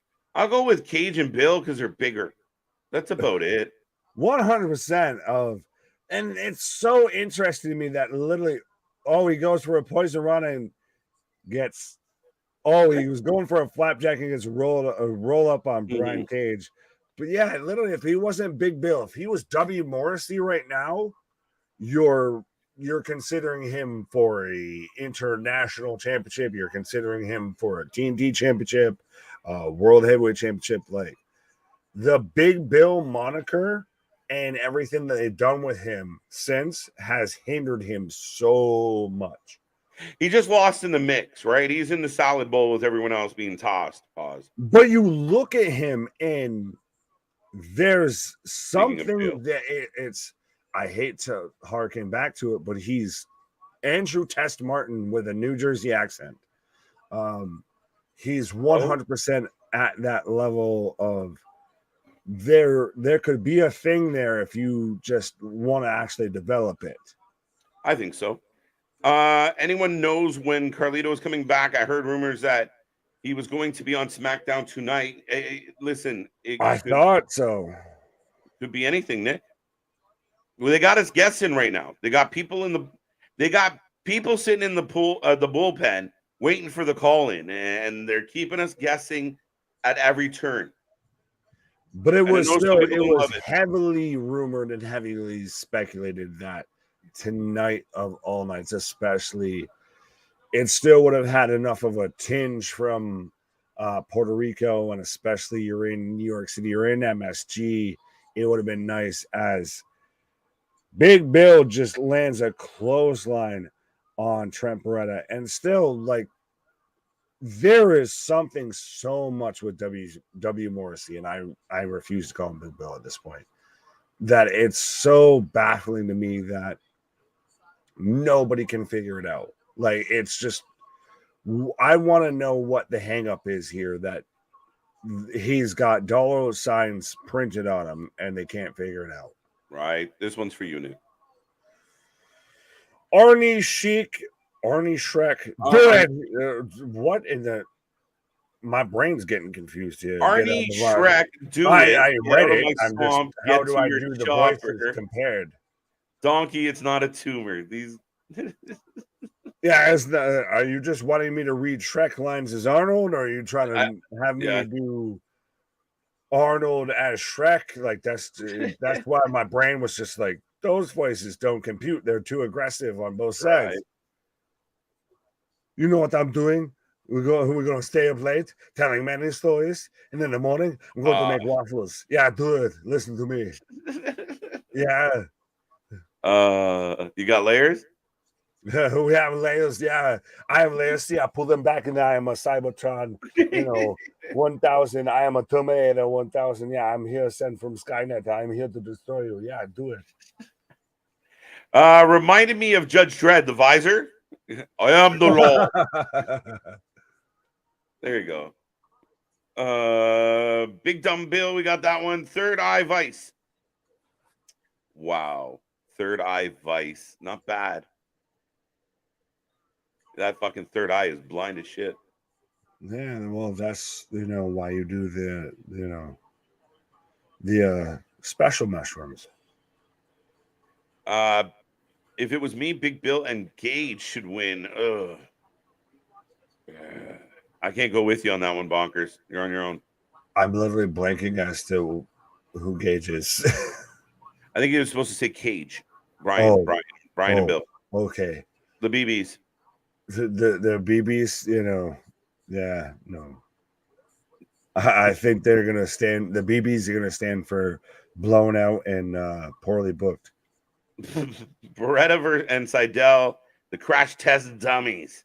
Hey, if the shoe fits, you might as well tap dance in it. Every time I see them, it reminded me of the movie. Fuck, I just realized what you did there. Yeah, did you catch that? What you said? Go ahead. I hate that name, Big Bill. I like Big Cash. Big. Sorry, I was already kind of laughing about a previous thing, and now I think when it comes to Big Bill, we need to cash out on this, and we go back to W Morrissey. And yeah, I literally muted myself because I was going through what you did just in my head of like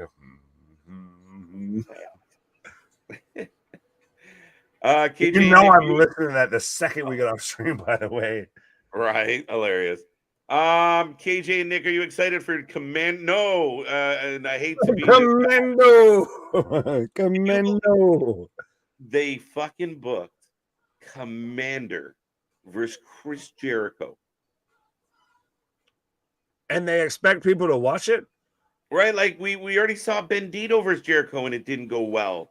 We saw Jericho books these matches with the Lucha guys because he used to be a high flyer. But now he's a floppy flyer. It doesn't work the same. And it's not this, like, no offense. The guy is a Hall of Famer as far as what he's accomplished. But he's not that guy anymore. Booking him with Commander is counterintuitive. I feel like, we had that whole stretch to where it was Commando and Vikingo on every show. Literally on every show. And I think Commander's just the one that just keeps wanting to do I'll be here for one more song, just one more. He just keeps wanting to do that extra set and everything because it's just literally how has the shine not worn off at this point? Yeah, I mean, again, it's just TV time that could be going to other talent. Like, if Jericho wants to be somebody that really makes an impact in this point in his career, he steps back. He does book matches. Then when you do book a Jericho match, we're like, oh, fuck, we haven't seen Jericho in 2 months. Let's go. And you let him mentor you know, with hopefully better ideas than he's doing now. But there's got to be How about we something just there. have some matches that actually have some story built to it first? Let's start there. Outside of they literally involve Chris Jericho, the Elite, or someone who has been featured prominently or recently on being the Elite. Like, Yeah. let's start with stories before we start worrying about when Jericho's going to come back. No, and I mean, I think if you fucking honestly, like, if you're being honest, if you're not being just blind, like blind loyalty, and you look down and you go, Commander Jericho, on paper in 2023, that does not sound like a good matchup. No. There you go. Afro circus. Look at the big meaty men, Bill and Cage, but AEW poor booking. Ding. Listen, just because they're big beefy boys slapping meat doesn't mean they're booked well. I just don't know why this match is still going. And am I wrong if you were trying to convince your fan This base? is the main event, remember? Well, that's what I'm thinking. Like, would you not want if the Bucks and the Hangman and the Elite are draws, would you not try and use them to keep your audience to the end of the show? Keyword, if they were draws. Key phrase, actually, I should say. If they were draws. And I don't mean draws the wrestler, but if they draw an actual audience, if they drew an actual reaction, they don't. It's a testament that they were on the show and an opener to the show because they are now at this point indifferent with the rest of the roster on the show. A little bit. Both I think a lot of big. I think they got a big bill that they need to cash here. Both men caught. Trent gets free, running away like a hostage, and just double pin. Oh, I do like that though. They both fuck off, double fucking kick out. You had W. Morrissey hit an end of days. While you had Brian Cage hit a suspended suplex. Both for 2 counts. Right. Congruently, like the fuck. Oh, Bill and Cage hit each other, so you know what's going to happen now. The half and half by Trent. Oh my God, Brian Cage just murdered Trent. Wow, Matrix. I was going to say, that just defines the booking. It's really confusing, yes.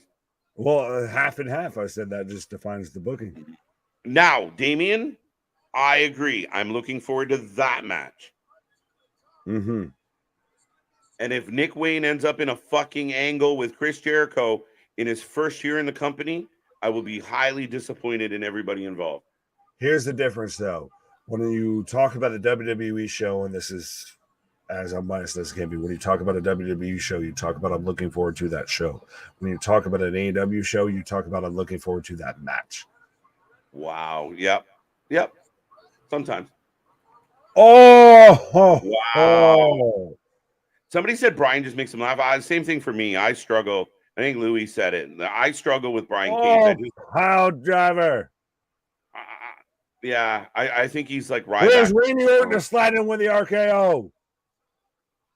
Wow. Meteora. No, you got to hit a shooting star. Kick out. Hallelujah. Jericho should give the list to MJF. Bro, Trent Beretta and Matt Sydal combined do not equal the weight that is Brian Cage, let alone both of these men combined. Right. Meaty, beady, big, and bouncy. What are you describing, Larry?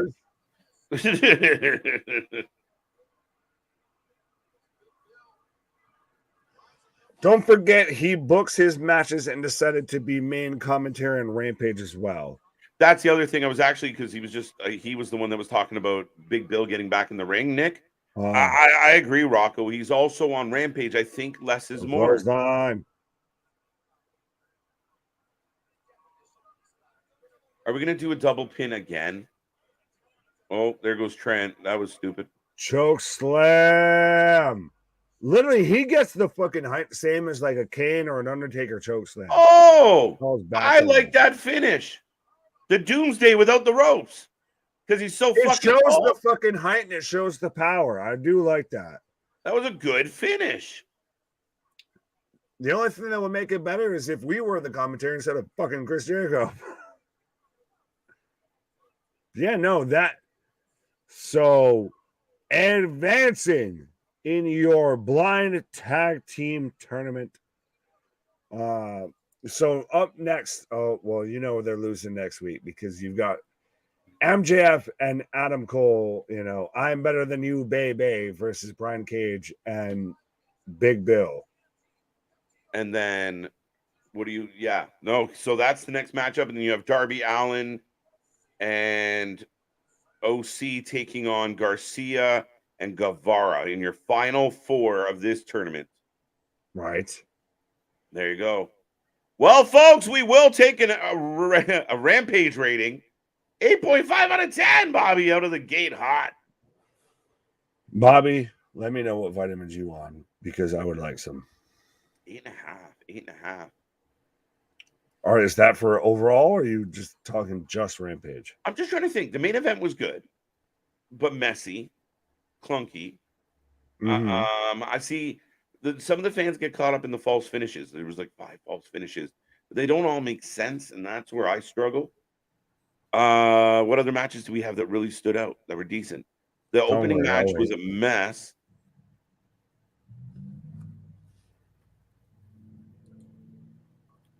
Street Fighter, power up. There you go. KJ album of the Who. Who are you? Who? I really want to know. I won't be fooled again. Right. Whoever wins this match, you think they will be? Now they could beat MJF and Adam Cole because we're expecting dissension. No, you think they're going to keep getting along? Finals is where we get dissension. This is semifinals. I think they lose to Sammy and Garcia in the final, or they win it. They get the fucking belts and everything. And then that's where we get the dissension. If it's very much, it's reminiscent, oddly enough, to when people are going to come at me with this, but it's when John Cena and Shawn Michaels won the tag team belts together. You want them to take the tag belts off FTR? Oh, fuck. I forgot that part. That's a show and a half, my guy. No, it's one of those. If I just assume like it's the Young Bucks because we only see FTR on Saturdays, so I didn't even think that route. That's an interesting dynamic, though. I mean, again, valid point. I'd be shocked, especially for a gimmick like as part of an angle. You really got to build up your tag team division, TK. Oh, it's rocking. 8.5 from Big Wheels, 7 from TJ Hook, 7 from Larry. What did I miss? I don't know. It was only an hour. Rewind. Go hit rewind on us, and you'll find out. 4 out of 10. It's called a blind eliminator tournament because the guy who booked it is blind and should be eliminated. Yes. But here's the thing: like it's details when you're doing this stuff, guys.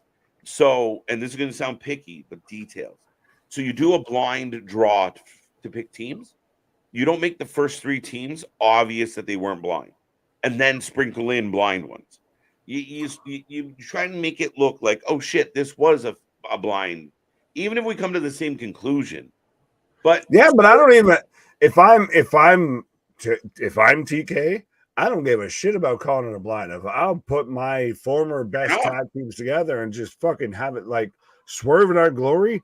I thought they were going to go for a hot minute with this. Nope. They would have been towards the finals. So if you would have gotten, say we got a finals of Swerve in Our Glory babyface and heel teaming up versus MJF and Adam Cole, babyface and heel teaming up. I think that's more compelling versus the layup that we get. No, I completely agree, right? It's just a coincidence of things of like, oh, while you guys were in the ring arguing, we drew your names. Woo-hoo. Right. Right. And that's where it's like, okay, fine. So just a happy little accident. Right. What are the odds? Louis says 6. I'm kind of with you, Louis. I think I'm going to go 6 on Rampage overall, grading on a scale with this one. A couple points for a couple things, I guess. I don't know. To me, it was there was some fun action in there. 7 seems too high for me. Sorry, Aaron. John says 5 for Rampage, 10 out of 10 for SmackDown. Nick and KJ. Well, and Louis also says, Pinball Wizard is the best Who song. I will fight you. Yeah. Big deal. You want to fight about it? It's a good one. It's a classic. I can only think of the weird and super. I don't even think you're allowed to know Who movie anytime I hear Pinball Wizard. What? You don't know the Who movie? Yeah, the Who movie, like the movie they did. Yeah, I said I can only think of that when I hear Pinball Wizard. That's where I was. What I said. What was the fucking movie with the kid that played that was really good at Nintendo? And they was Fred Savage in it? It was like a play on Pinball Wizard, but the kid was good at Nintendo. If anybody can figure that out, because I can't think of it, let me know. Bonus points to you. Pinball Wizard. I don't even know if you're allowed to play that song on the radio in 2023, to be honest. 7 out of 10. There was a young boy who played the silver ball. We got that one. Are you looking forward to Darby Allin OC versus? I think that has the potential to be a very fun match, Nick. Oh, it's gonna be chaos. It's gonna be spot heavy 100%. It's gonna be literally just. Speaking of Pinball Wizards and everything, I'll segue this in perfectly because you're gonna be watching them throw each other from fucking pillar to fucking post throughout that whole match. Yeah. 7 out of 10. I think Tommy I got that was one. The Who movie. There we go. Sorry. Is it called The Wizard? The Wizard. Yeah. Okay. Thank you. Grandma's boy. Yes. Best line in that fucking movie by far is, I looked up. It's the king of the fucking jungle. Anyway. We're going to Looney Bin together. The Wizard. How much do crows cost in the Matrix? That's what we should ask Tommy. Tommy was the movie, and it was also a Broadway musical. Yes, and now I just need to go watch Grandma's Boy the second we get off this stream. So I wrap it up. Vibe, bro. All right. Debut of Super Mario 3. That's what it was. I remember it was such a big deal, right? Because that was the championship came down to the introduction of Super Mario 3, and the kid had to take on the other kid. It was cool. I'm so lost. And Google that shit. I was gonna say now. I just want to go to the arcade button. Well, no, because if anyone out there has ever heard of the Fun Spot arcade and everything, I actually live by one of the largest arcades in the U.S. Right. Oh, that's amazing. What's your early prediction for CM Punk and Samoa Joe and Ricky Starks versus Powerhouse Hobbs? I'm gonna go Ricky and Punk. I think Punk's gonna win this. You think you get Punk versus Ricky in the final? I like it. I do. Well, to me, I could flip flop either way. You either get Starks and Joe, or you get Punk and Hobbs. No, I like Punk and Ricky. I like Punk and Ricky, and then Ricky turns and joins the Bullet Club. No. Let's go. This whole tournament's been set up babyface versus heel. I honestly think I think Punk could take an L and be an interesting move. Yeah. So that's why Joe versus Starks would probably be my second bet. Mm-hmm. My main bet would be Punk versus Hobbs, but again, though, still it's one of those, if you do that, is then how does Punk not win it? So I could almost see Starks versus Joe as the final. Very interesting. Very interesting. I could see that as well. I'm going to go Punk and Starks to surprise people. Fair enough. Chris Jericho. A wizard.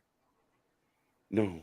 Yeah, if only a fucking house landed on him like the Wizard of Oz and his fucking So his platform stripperella boots just curled in and everything like that. I'm melting. Oh fuck. Yeah, he's the fucking wizard. All right. On that wonderful note, let's wrap up. We gotta go find Oz. It was a fun, feel good Friday. Yeah, Rampage, was all right. We got through it. SmackDown, high reviews for SmackDown. A fun, entertaining show. The Bloodline storyline continues to carry the WWE right now. But that all being said, folks, one last reminder. We are not going live this weekend. We will be putting some content up. Check it out. Make sure over the weekend you tell all your friends about us. And we will be back on Monday for Raw as we head towards Slammiversary, as we head towards SummerSlam, as we head towards All Out and All In and all of the above, Nick. Right, 100%. We will not be live, but 100%. If you want to talk to us, we still got the Discord, we got the Twitters, we got the Instagrams, we got anything and everything. But our shit is real, our shit is raw, our shit is authentic. When you're talking about their wrestling, you better put that for life with it. Thank you, folks. See you on the flip side.